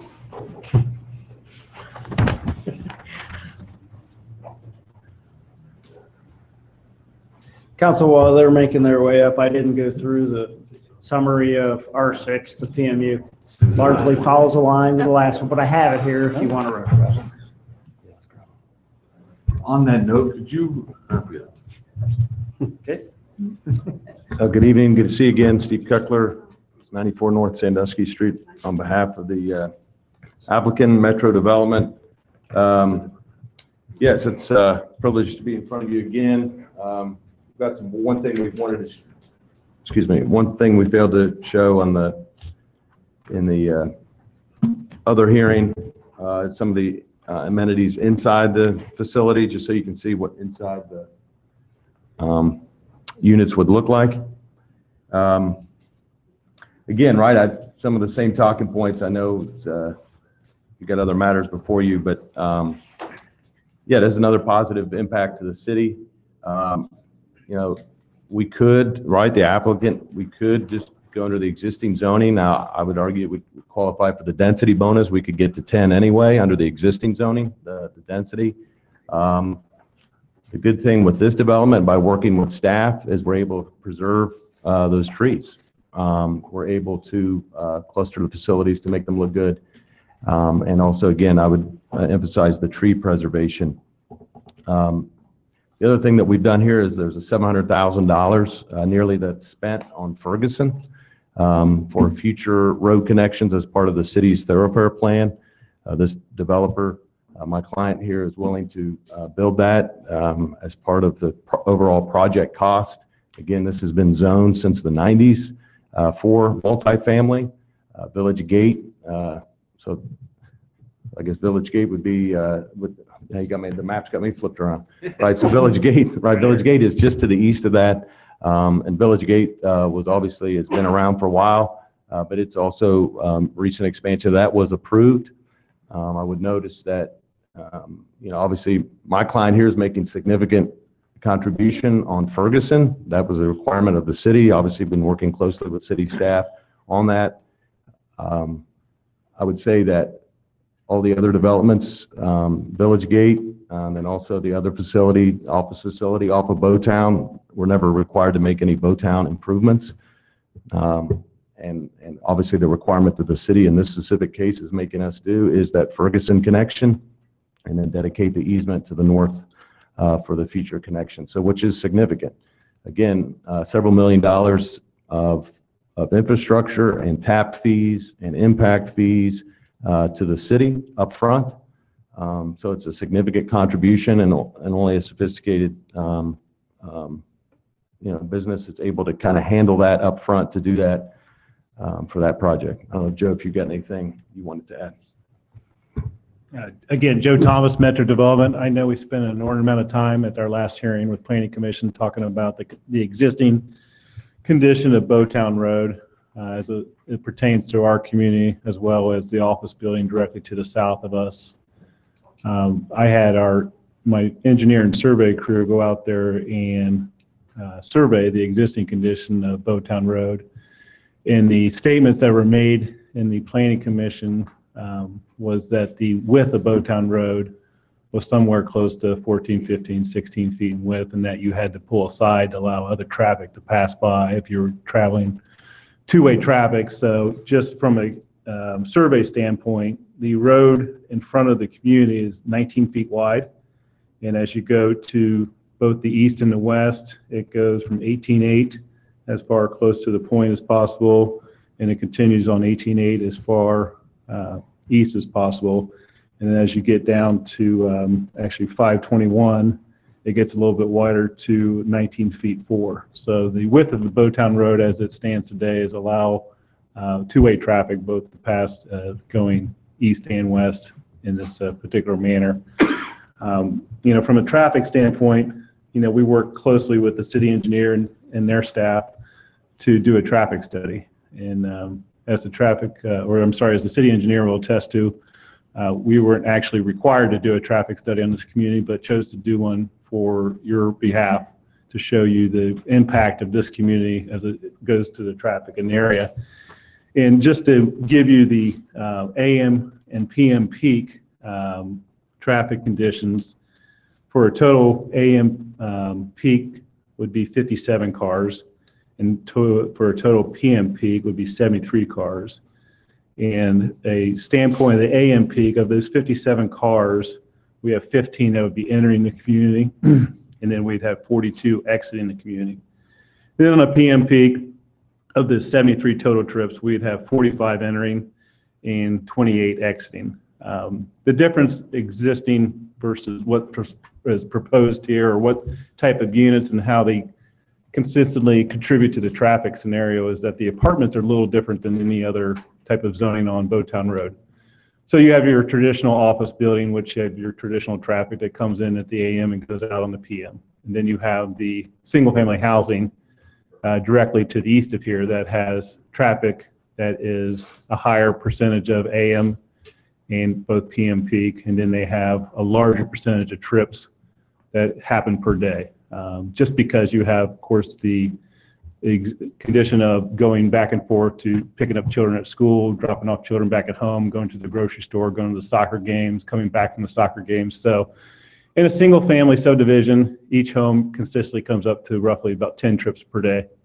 And then you have of course, higher end, which is commercial uses such as diners and Starbucks and banks and that consideration. Their trips are enormous, just depending on the type of use. As everybody knows, the Starbucks, their AM traffic is the large percentage of their business. So if you have a Starbucks in the area, you could have a couple hundred cars in the AM peak condition.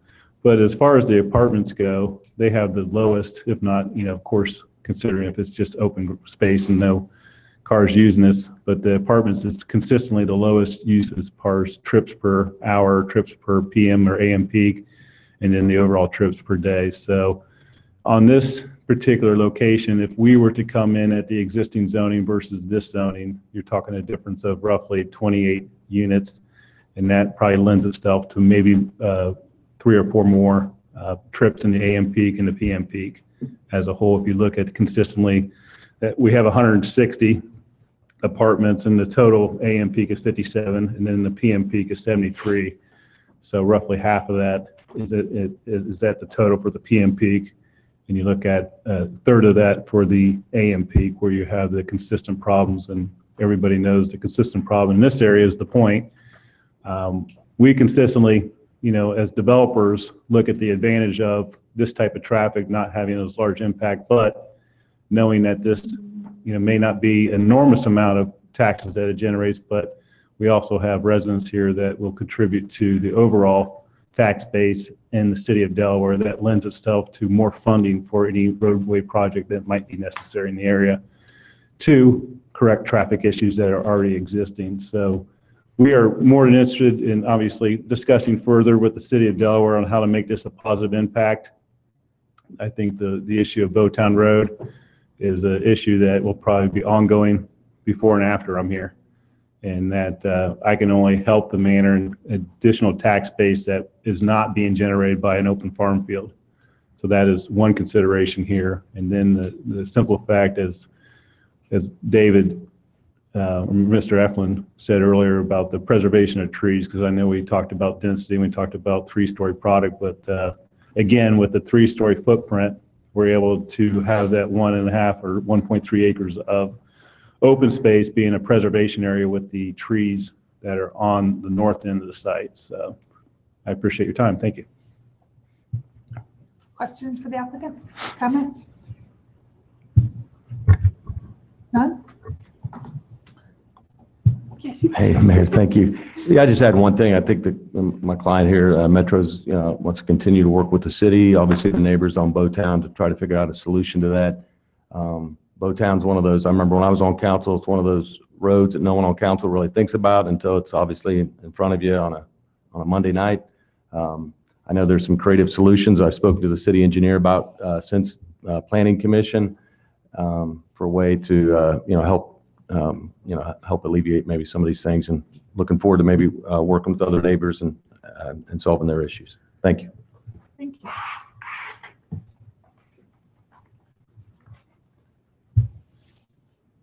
Well, I guess at this time we'll open it to the public. Bill, did you have anything you want to add if you've been working with the applicant on Old Town Road and the traffic that people on planning seem to be very concerned with? I think everything was described as Okay. accurate to our assessment of the report. So if maybe there's some questions after the public hearing, you may want to reopen that question. Okay, thank you.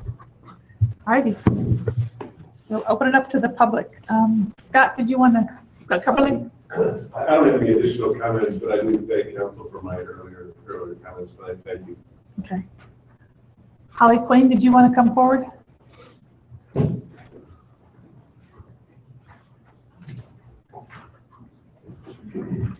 Thank you. Still Holly Quain, still president of the Delaware Area Chamber of Commerce, that is still located behind you at 32 South Sandusky.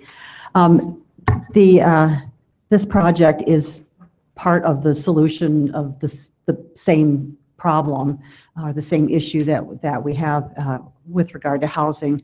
The chamber supports both projects. I have a couple of comments about traffic because I live here and I drive it, and maybe I have a different perspective about rush hour traffic, but rush hour traffic is rush hour traffic.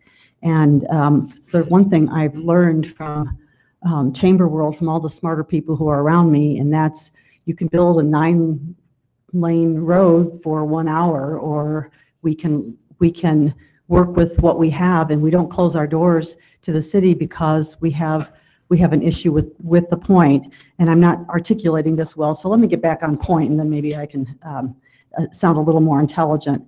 So there was an issue that was brought up at the Planning Commission with regard to the Commerce Park there, and with due respect to Mr. Gordon and his client, I think they had an issue about cutting through, a concern about residents cutting through.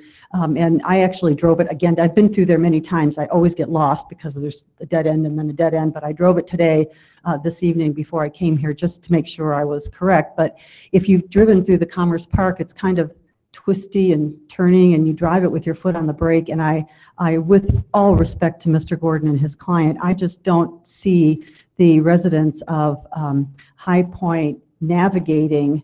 I don't see the benefit to them having to navigate the twisty turny to get east of where they want to be. So I don't particularly think that that's an issue that is of big concern. But I don't mean to make light of the frustration of driving in traffic. I'm from Detroit. We drive in traffic, and I get that. I spent a lot of time in Chicago, and so traffic is not fun. And I think that we tend to feel that if we're not the only car on the road, then there's a traffic issue. But if we didn't have traffic issues, we'd be having a whole different conversation here. I remember shortly after I came here, the rec center opened, and how proud all y'all who worked on that for so many, you were so proud of that, as well you should.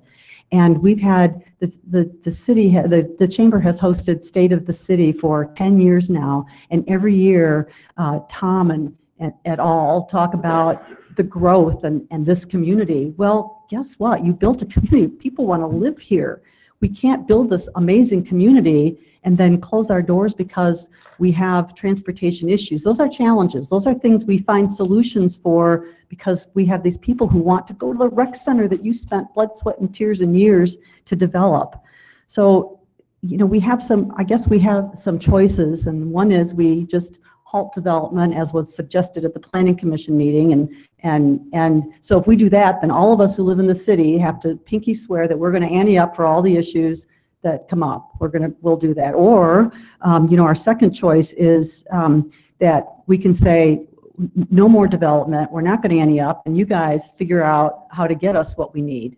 Or we have a third choice, and that's for you all to take the credit and the responsibility of continuing to build responsible growth in a community that you built that is so amazing that people want to live here. And we need to find solutions to bring them here, not reasons to not bring them here. Experienced private sector, I really believe in experienced private sector. They're not doing this so they can have empty apartments, and they want to contribute. And you are here because this is how America works in its finest at the local level. You're here to make sure that people are safe and that the needs of the community, again, whether it's parks, safety, or housing, it's a need in this community. It's a need that you developed through your leadership over the years. So, you didn't build a tourist community. You built a community for people to live. You didn't build a community for people to fight the traffic on Central and at the Point to come downtown for sales tax for the county, which we all need. Please don't misinterpret that. But you built a community to live in. We passed school levies to live in. Bring these people in so we can pass a road and bridges levy so we can fix that, right? I appreciate the time again and all that you do. I don't have a lawn sign in my yard, and so I have so much respect for the big, big weighty decisions that you have to make, and I appreciate your consideration. Thank you. I think Jim Gill left. Is there anyone else that would like to speak on this subject tonight? Yes, Either way. yes.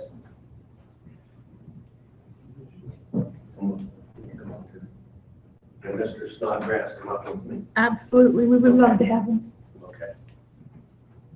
Okay. He's not my client, he is my partner.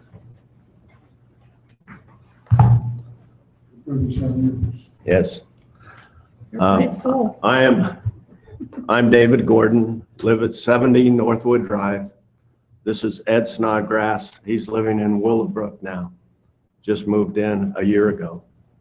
48-year resident of Delaware. 44 years in the same house. Mr. Snodgrass has worked and lived in Delaware for 47 years. So together, it's quite a few years. We own Delaware Commerce Park.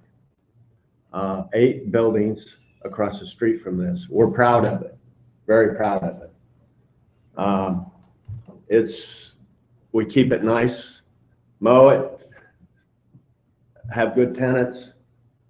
I disagree with cutting through. When I'm out there doing work, I see people cut through all the time as a shortcut. People will cut through.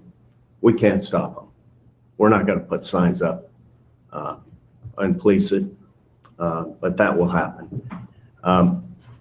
It's our position, and we don't want to be that negative, but we would like to see it stay at the R6. Make them put them in at 800, 950 square feet. I'm also a landlord. I have like 3 houses, and I mentioned this in Planning Commission. One of them is a 4-bedroom, 2-bath, basement, 1-car garage. I rent it for $1,100 a month. 4 bedrooms, backyard fenced in. Difficult to find the right kind of tenant in this town. This is not a Hilliard. It's not a Polaris.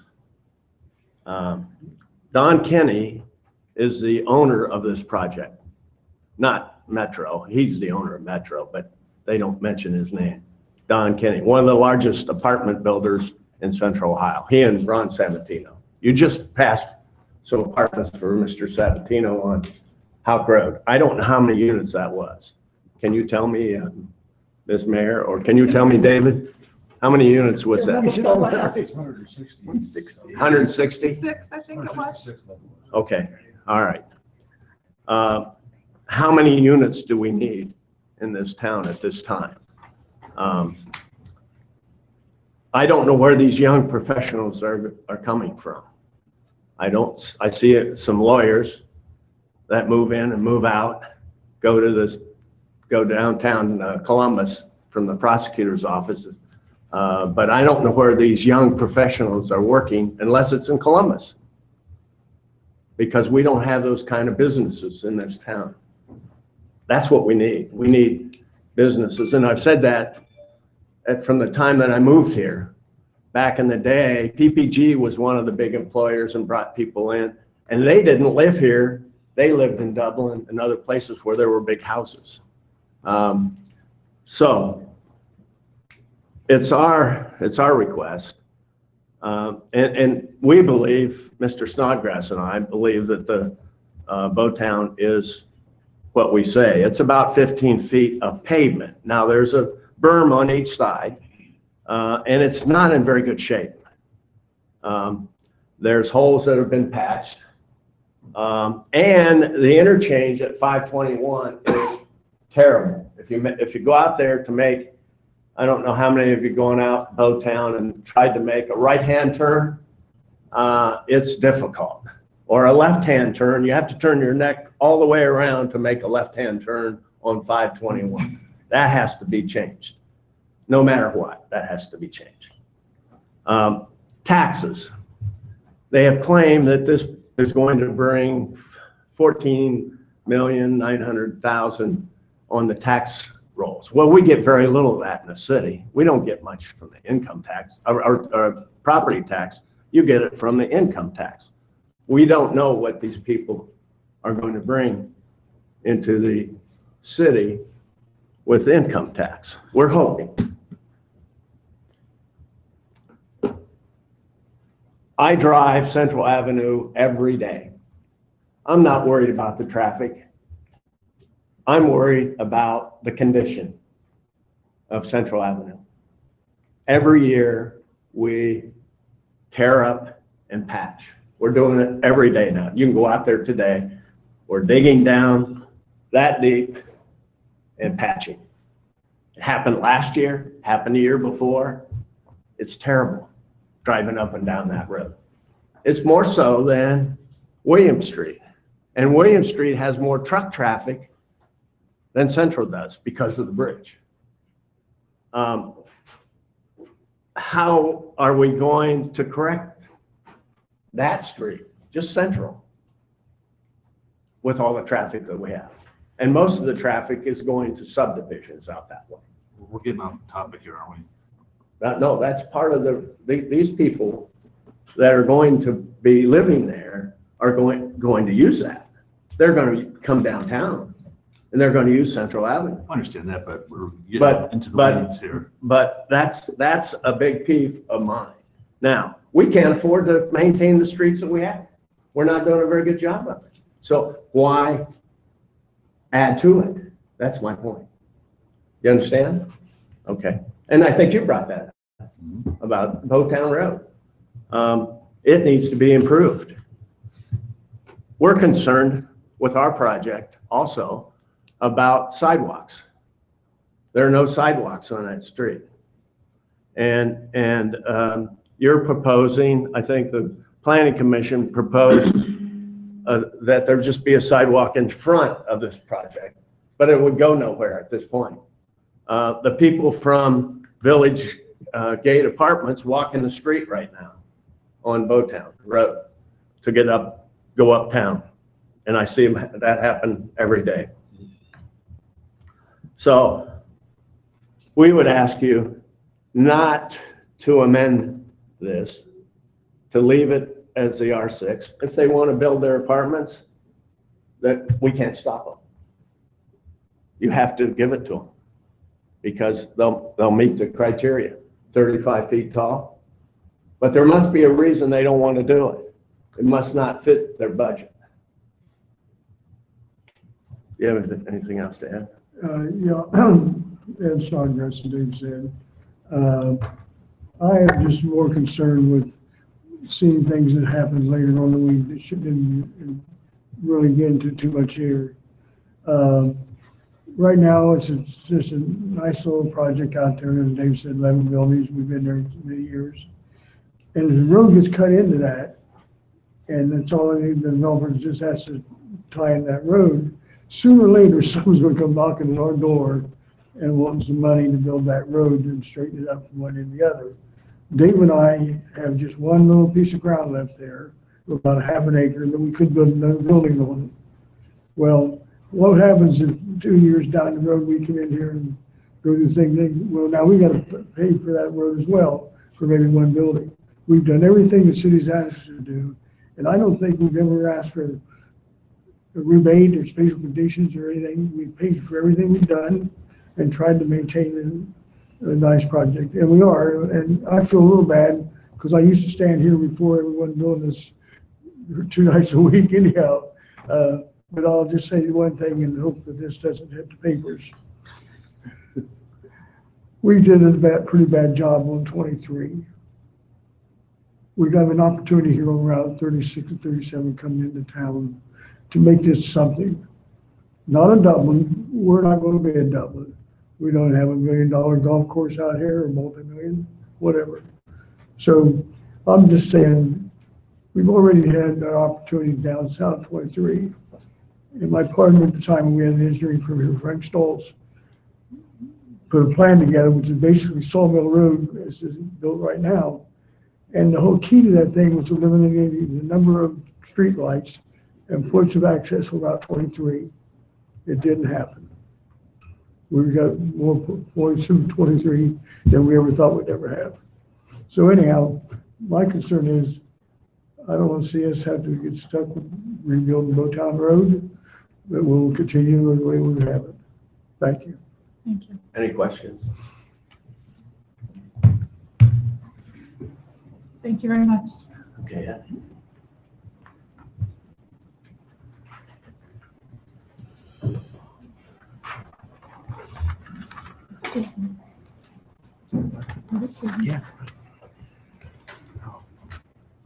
Good evening.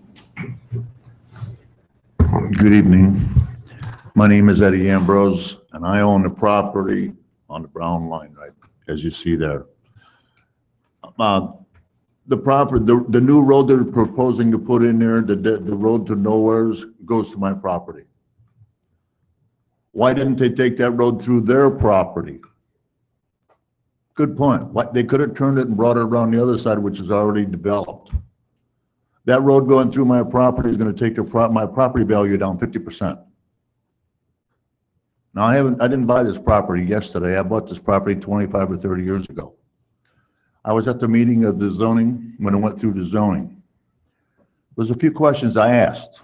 One of the questions was, does the city have the infrastructure prepared to handle this subject? Development. Can you tell me, there's there storm sewers here? Is there ditches in the road? Is the road 18 foot wide plus 2 foot berm on each side of it? I'm asking the questions. Can somebody answer those? This is public hearing, so we're here to listen to them and we'll try to answer. Oh, questions. okay.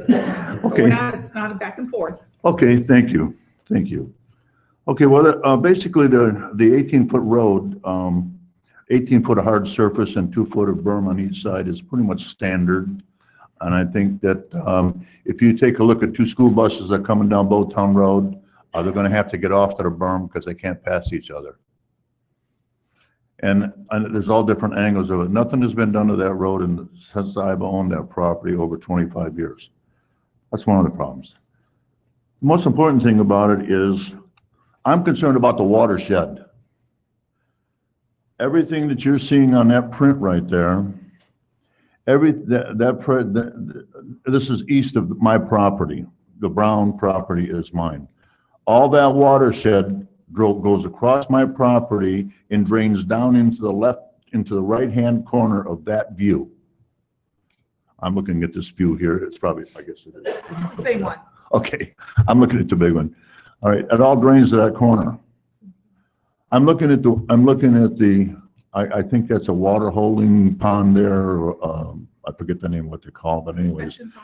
Yeah, a retention pond. Are all the tiles and everything that's going to be the storm sewers and so on, are they going to that? That's a question. And now after the one's filled up, then where does that water go? That water is going to go across my property, right down into the corner of my property, which then finally sits there for months and finally drains out through the fire department and the radio station, etc. All right, that's a serious issue. We talked about 160 units going in there. We'll just round that up as at least a couple hundred cars every day, in and out, in and out, in and out. With the subdivisions to the east of this, and the developments and apartments that are there, adding more cars isn't going to help the situation at all. I don't think the city is has this road prepared to handle additional traffic.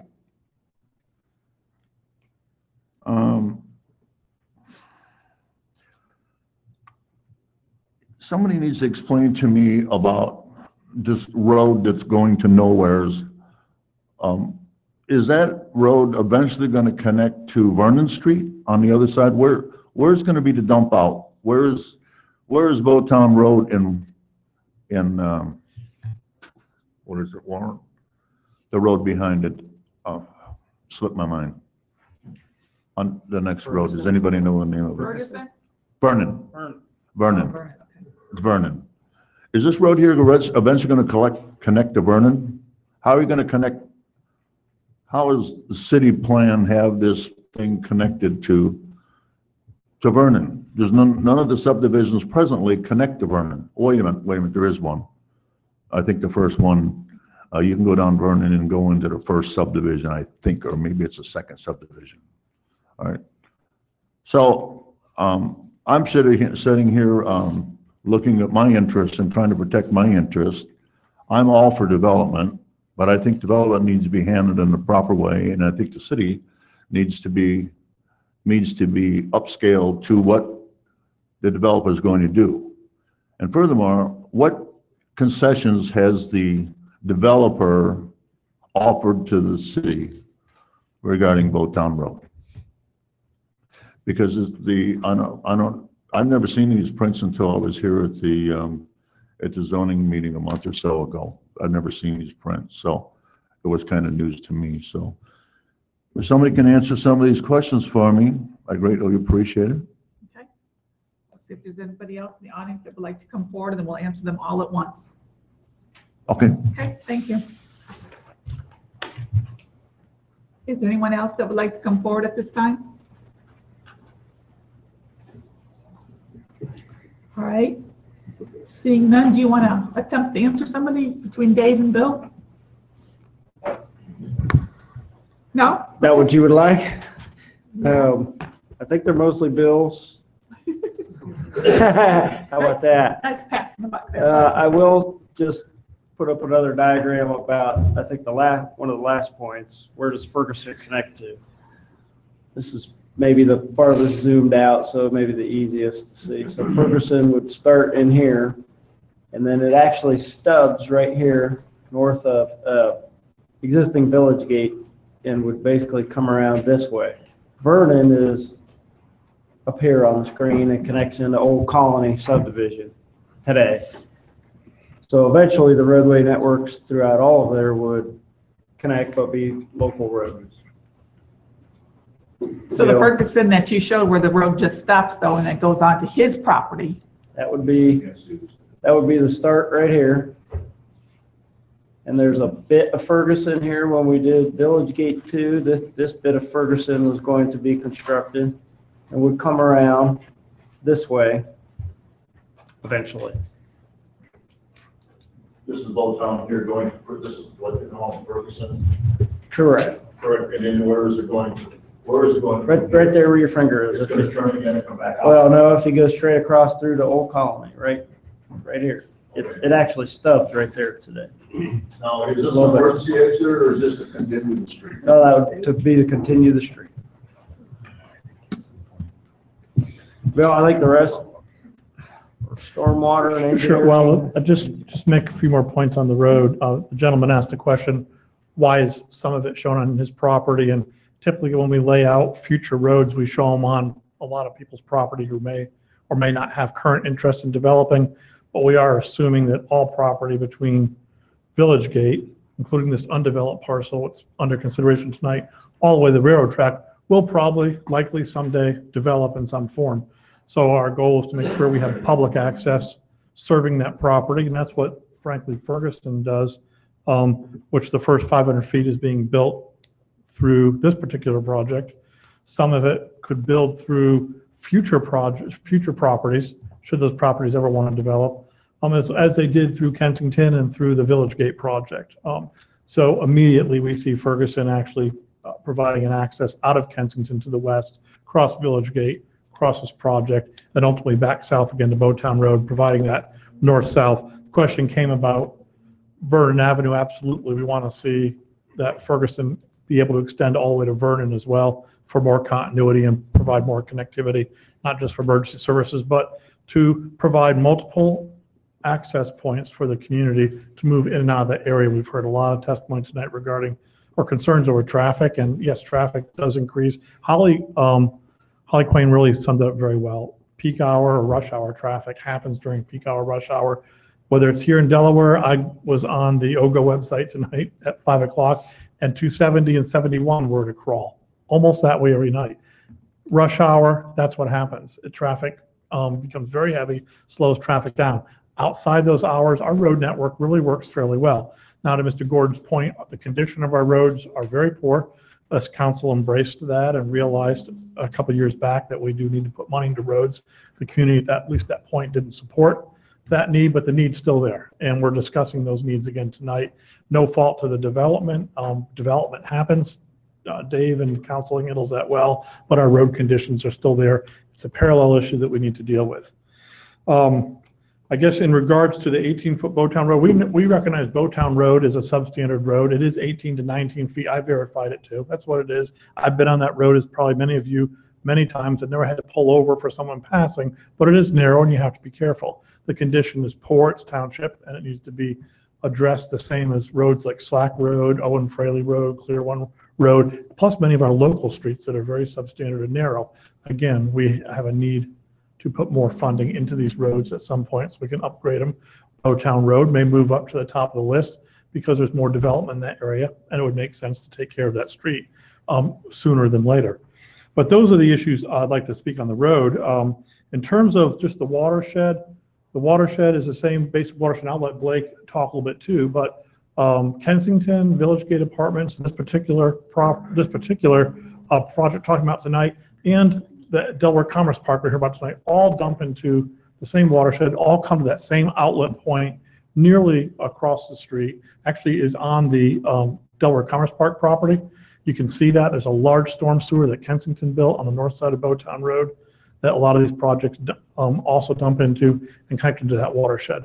This particular project will follow all the same stormwater requirements and regulations as appropriate to make sure that we don't create upstream or downstream stream issues, as well as look carefully around the perimeter for active field tile drainage, so they're not being disruptive to properties that want to remain farmland, continue to farm, and not create some form of blockage to their farm drainage. I don't know if Blake, you had anything to add on? I mean, I guess I could just say that we do have extensive storm sewer mains and network in that area. The purpose of storm is to get the storm water to the closest natural waterway. You have it directly across the street, and that's exactly where we want it to go. It's not going to be a difficult routing of stormwater. The storm sewer in Center Park, you say there's storm sewer in front of my property? There was a large 48-inch storm sewer that was constructed. I think it turns just east of your property. It turns under Bowtown Road to the south. On the drive that they are proposing, that's where the storm is. It's under our property. Yeah. 4 foot. Yep, now it's built by private development when Kensington went in. Last thing I just wanted to mention on the roads, Mr. Gordon mentioned 521 Bowtown Road. That's on our transportation plan as an intersection to be improved someday as well. We recognize that. Just in general, this project, the one we heard before, what's different from past projects and now, these projects are, we're forcing these projects to build large public parts of infrastructure. In this particular case, 500 feet of Ferguson Drive, dedicating right away to the north and actually making a $1 contribution for that eventual construction too. On the other project you heard, I think their number was closer to $1 million. I haven't seen the numbers yet, but these are the level of donations to public infrastructure construction that apartment communities and condo communities are having to put forward now because we have a good transportation plan in place. Those are the types of things we didn't used to receive those. Now these projects are putting substantial contributions and actually constructing infrastructure. How that factors all into their calculations and rents, I can't answer that, but I can testify that that's the project of today. We're requiring substantial improvements be constructed by these projects, and that probably should, that's why I, in this particular case, this project initially didn't want to do that, but they've agreed to, and they understand the value to it, and they will build a very important piece of our infrastructure with this project should it go forward. Thank you, all three of you. I appreciate it. I have one more question. You have to come back to the microphone. You got to make it quick because you're way over your time limit, buddy. It's not an issue to walk to the microphone. I'd like to know who owns Bowtown Road. Is it the city's property or is it the township's property? Who owns it? Who's responsible for it? It depends on whether all properties are annexed in the city or not. Parts are in easements, may still be owned by property owners.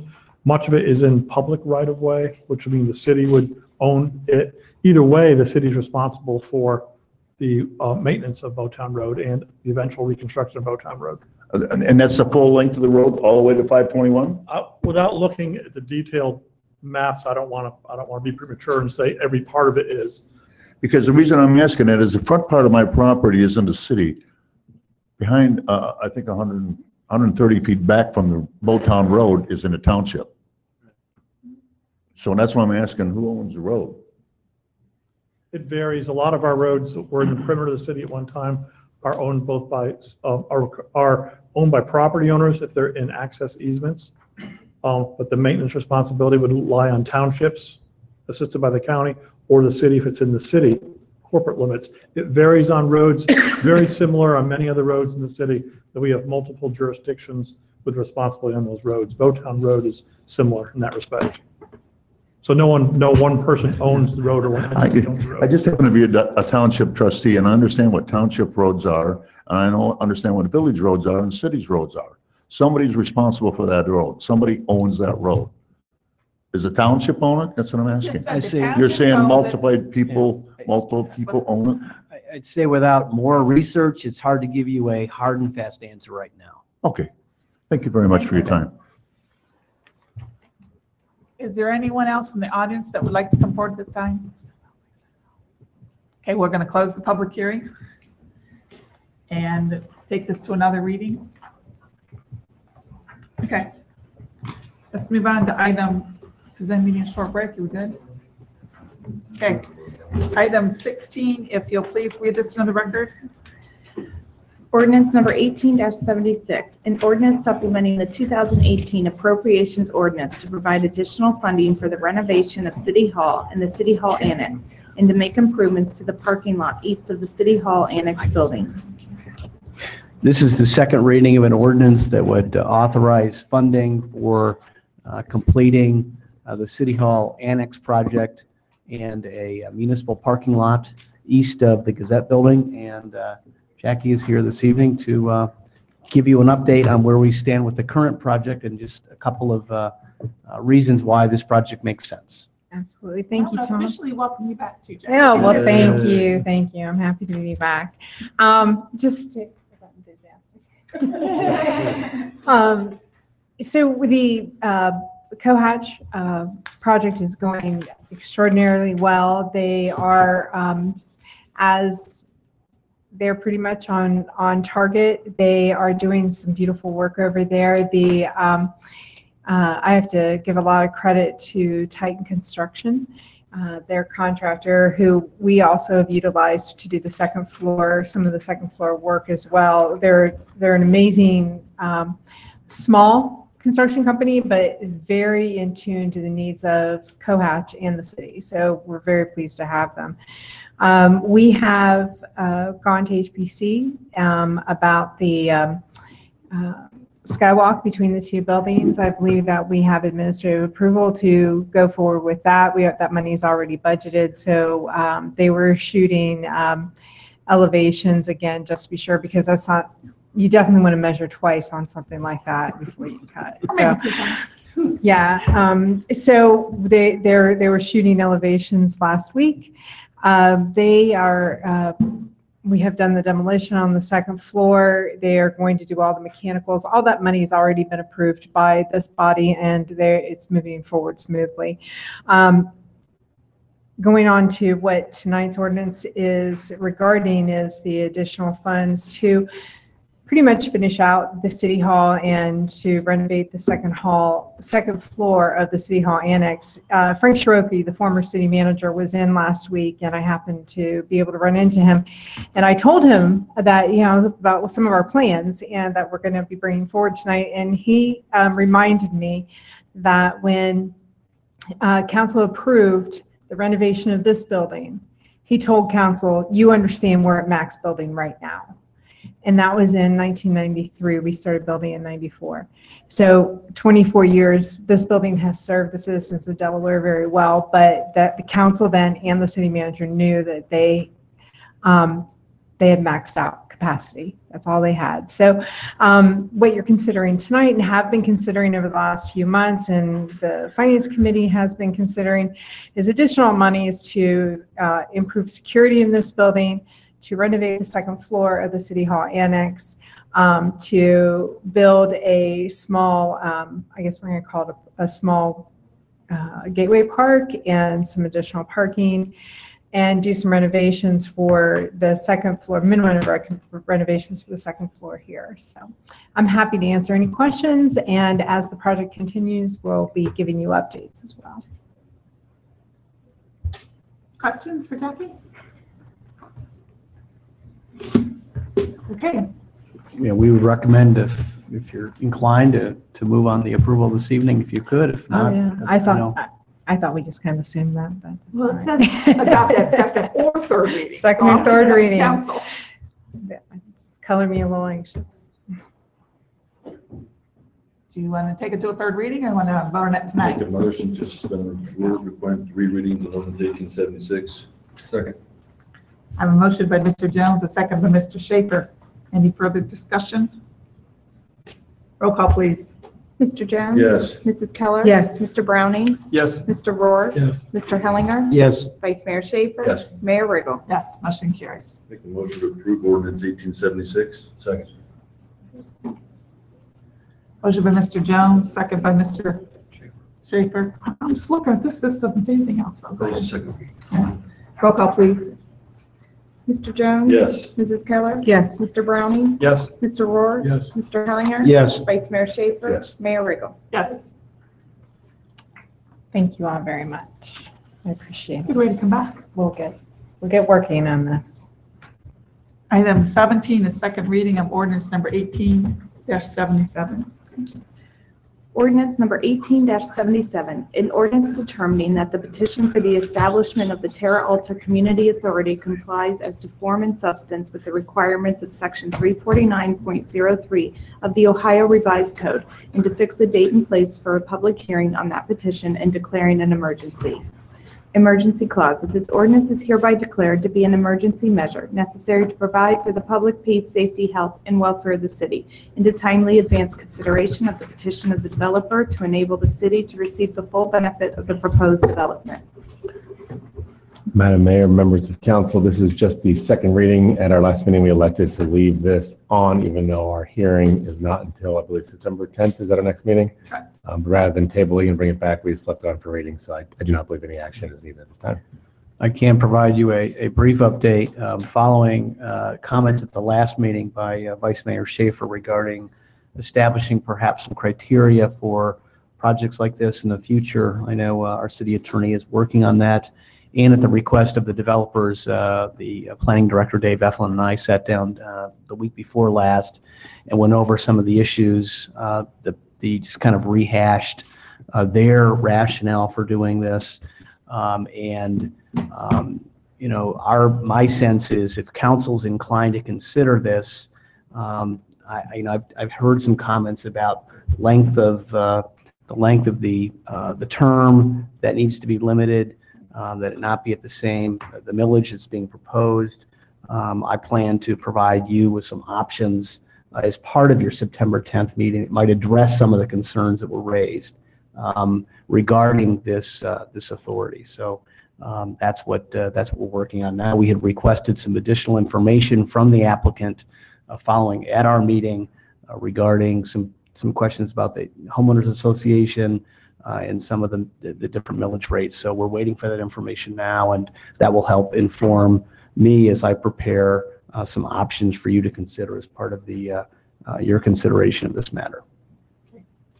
Thank you. Any questions for Tom or Darren at this time? Okay, we'll move on to item 18, which is consideration of resolution number 18-49. Resolution number 18-49, a resolution declaring the intent of the City of Delaware to appropriate a fee simple interest in and a temporary construction easement in and to a portion of the parcel of real estate located at 250 East William Street in the City of Delaware, and a temporary construction easement in and to a parcel of a real estate located at 241 East William Street in the City of Delaware. Madam Mayor, members of council, I'll let Bill fill in the details of the project. This is Bill's. What are you This is Bill's. I just wanted to explain a little bit of the process. We have had some consultants as part of the William Street widening project, and they've been attempting to negotiate with all the landowners who are affected. Sometimes they need just a temporary easement to get on the property and do the construction, and sometimes they need some right-of-way. The ordinance, the resolution is the first step that would allow us to continue if we are unable to reach that ultimate agreement to file the eminent domain. It would be a quick take because it's just for right-of-way. It's my understanding that a contract was signed with the 250 William Street property, but I guess they decided to leave it on in case it falls through and the check is delivered. But odds are we will not need to proceed with that one, which would leave only the temporary easement. And I believe the reason we have not had an agreement with them is because they just haven't been able to find this person to respond. That person hasn't responded back, as opposed to someone saying, I don't believe the project is legitimate, or you're not offering me enough money. So I'll let Bill fill a little bit about the project, but I think that's where we stand and why we have to do this resolution. Thanks, Darren. And as Darren pointed out, it's largely we have not been able to reach out to this one person. We've been trying for more than 6 months. We've been successful out of 61 parcels, which is very good. And our consultant has been very good. They've tried to reach out 3 certified letters and 12 attempts, knock on the door attempts at different times a day, trying to reach this person. I won't mention the name publicly, but in the good faith letter in the packet, you'll note the name of the owner of the property if anyone happens to know who that person is, so we can reach out to him. But as Darren mentioned, it's a necessary part to keep the project moving forward. If for any reason in the next week or two we heard from this person, and we can go ahead before we actually file and get that easement taken care of, we wouldn't have to proceed. But we do need to take this action right now through the FHWA and ODOT process just to keep this one particular thing moving forward. It's a de minimis take. It's 0.009 acres, amounts to about 392 square feet of temporary easement. Basically, it's just providing temporary easement so a contractor can stand behind the sidewalk and do some regrading in that area where new sidewalks are put back. It's not a permanent take.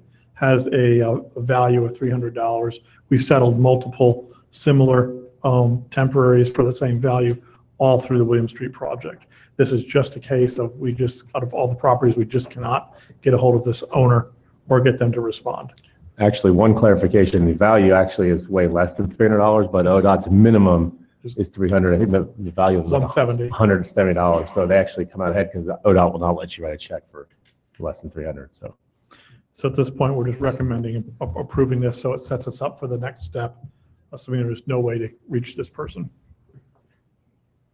Someone asked the question, was this person notified there's a meeting tonight? Well, we're trying to notify this person 6 months. And so we were not able to reach this person even for the meeting.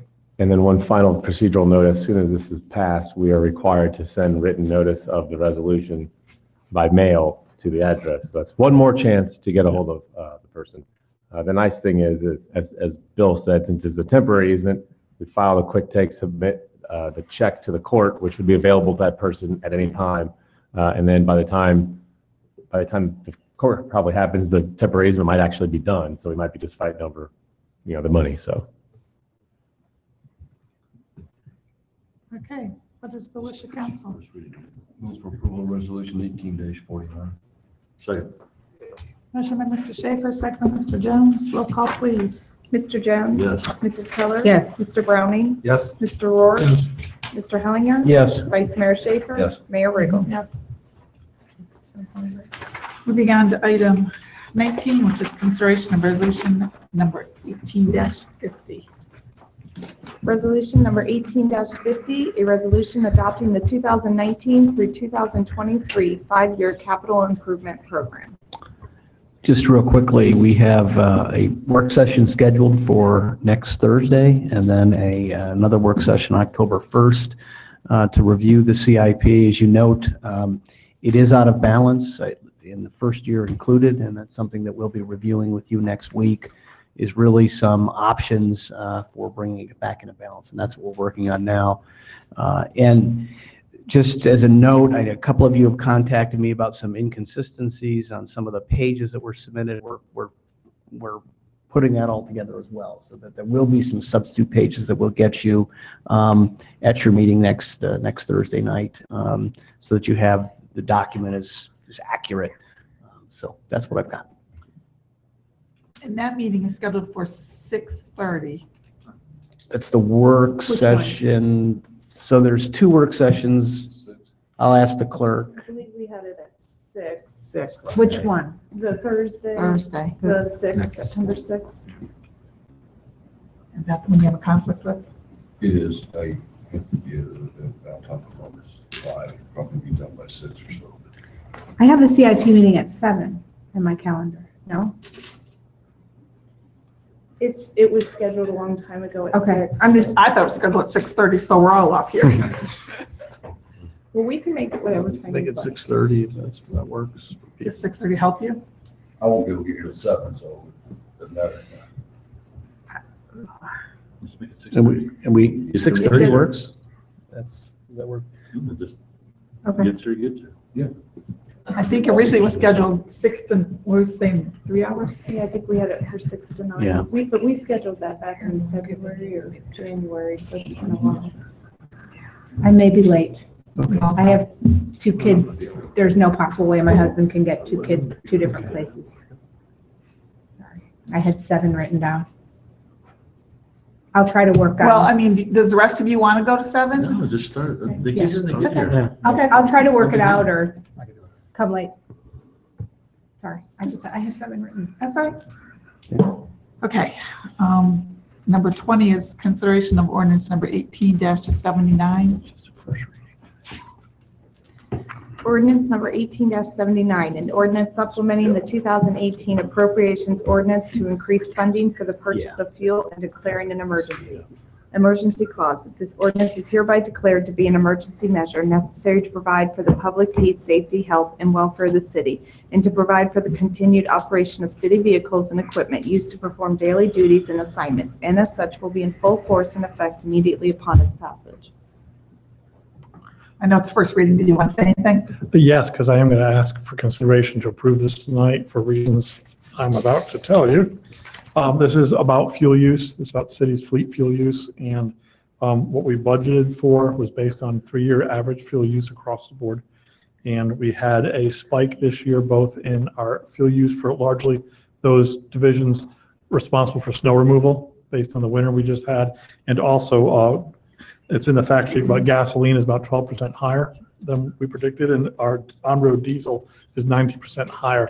Those things combined together have drained the fuel budgets for several accounts. We're predicting the majority of our fuel accounts will be in the red before the year is over, so we're asking for the supplemental. In some cases, we have accounts right now that need supplemental funding, which is why I was asking for consideration tonight. We do have bills to pay. We receive every 2 weeks from our fuel supplier, and we do need to be able to pay those bills.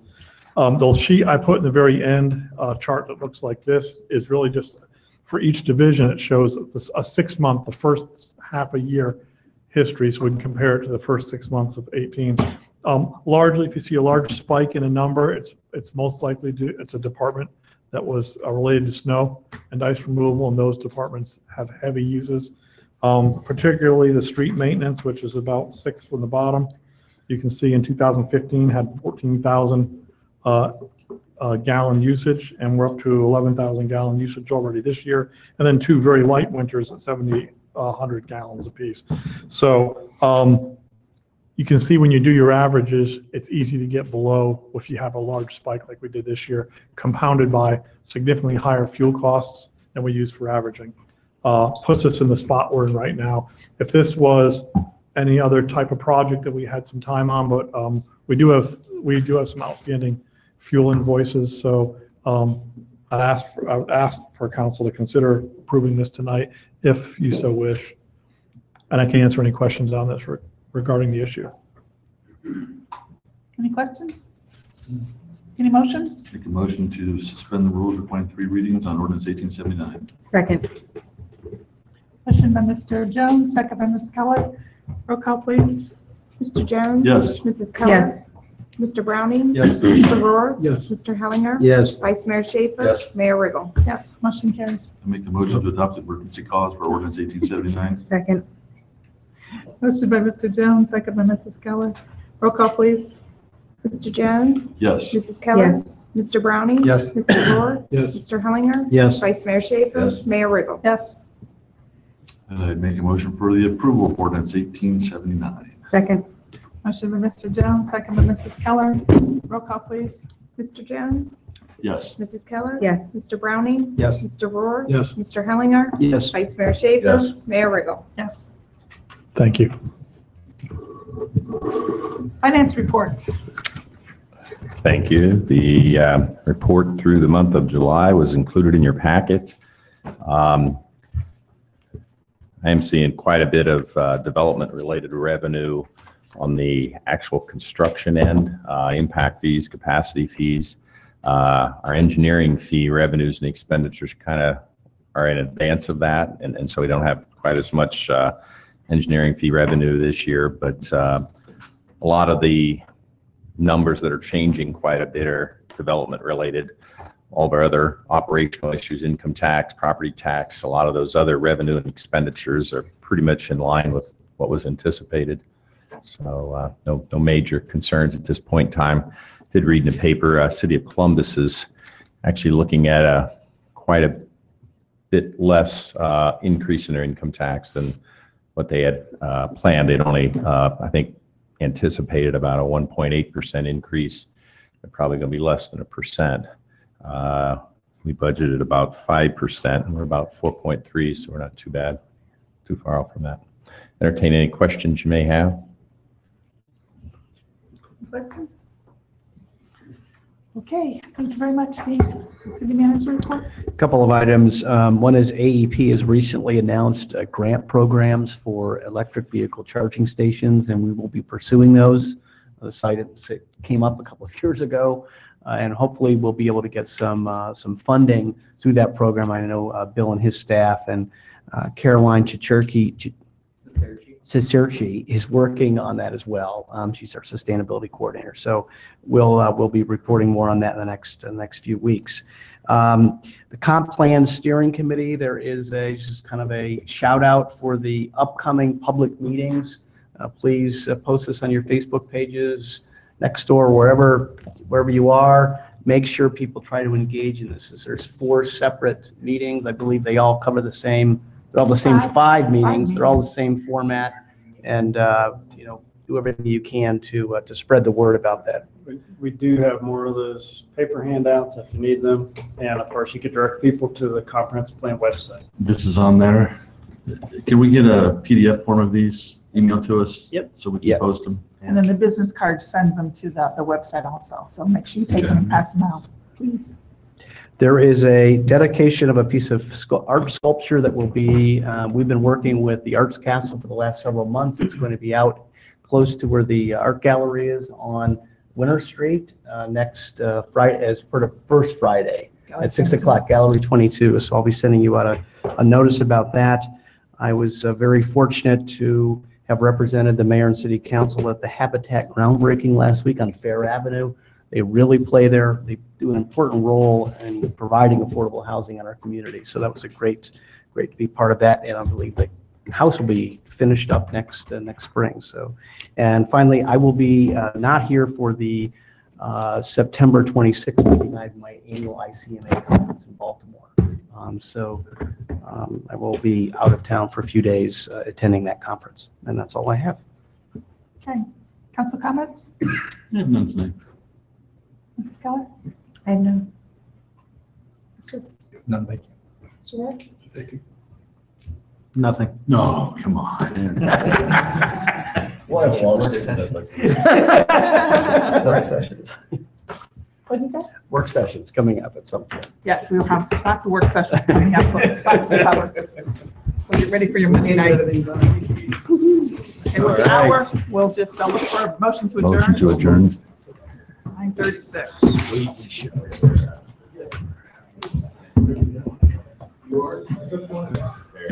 Oh, I know. She should.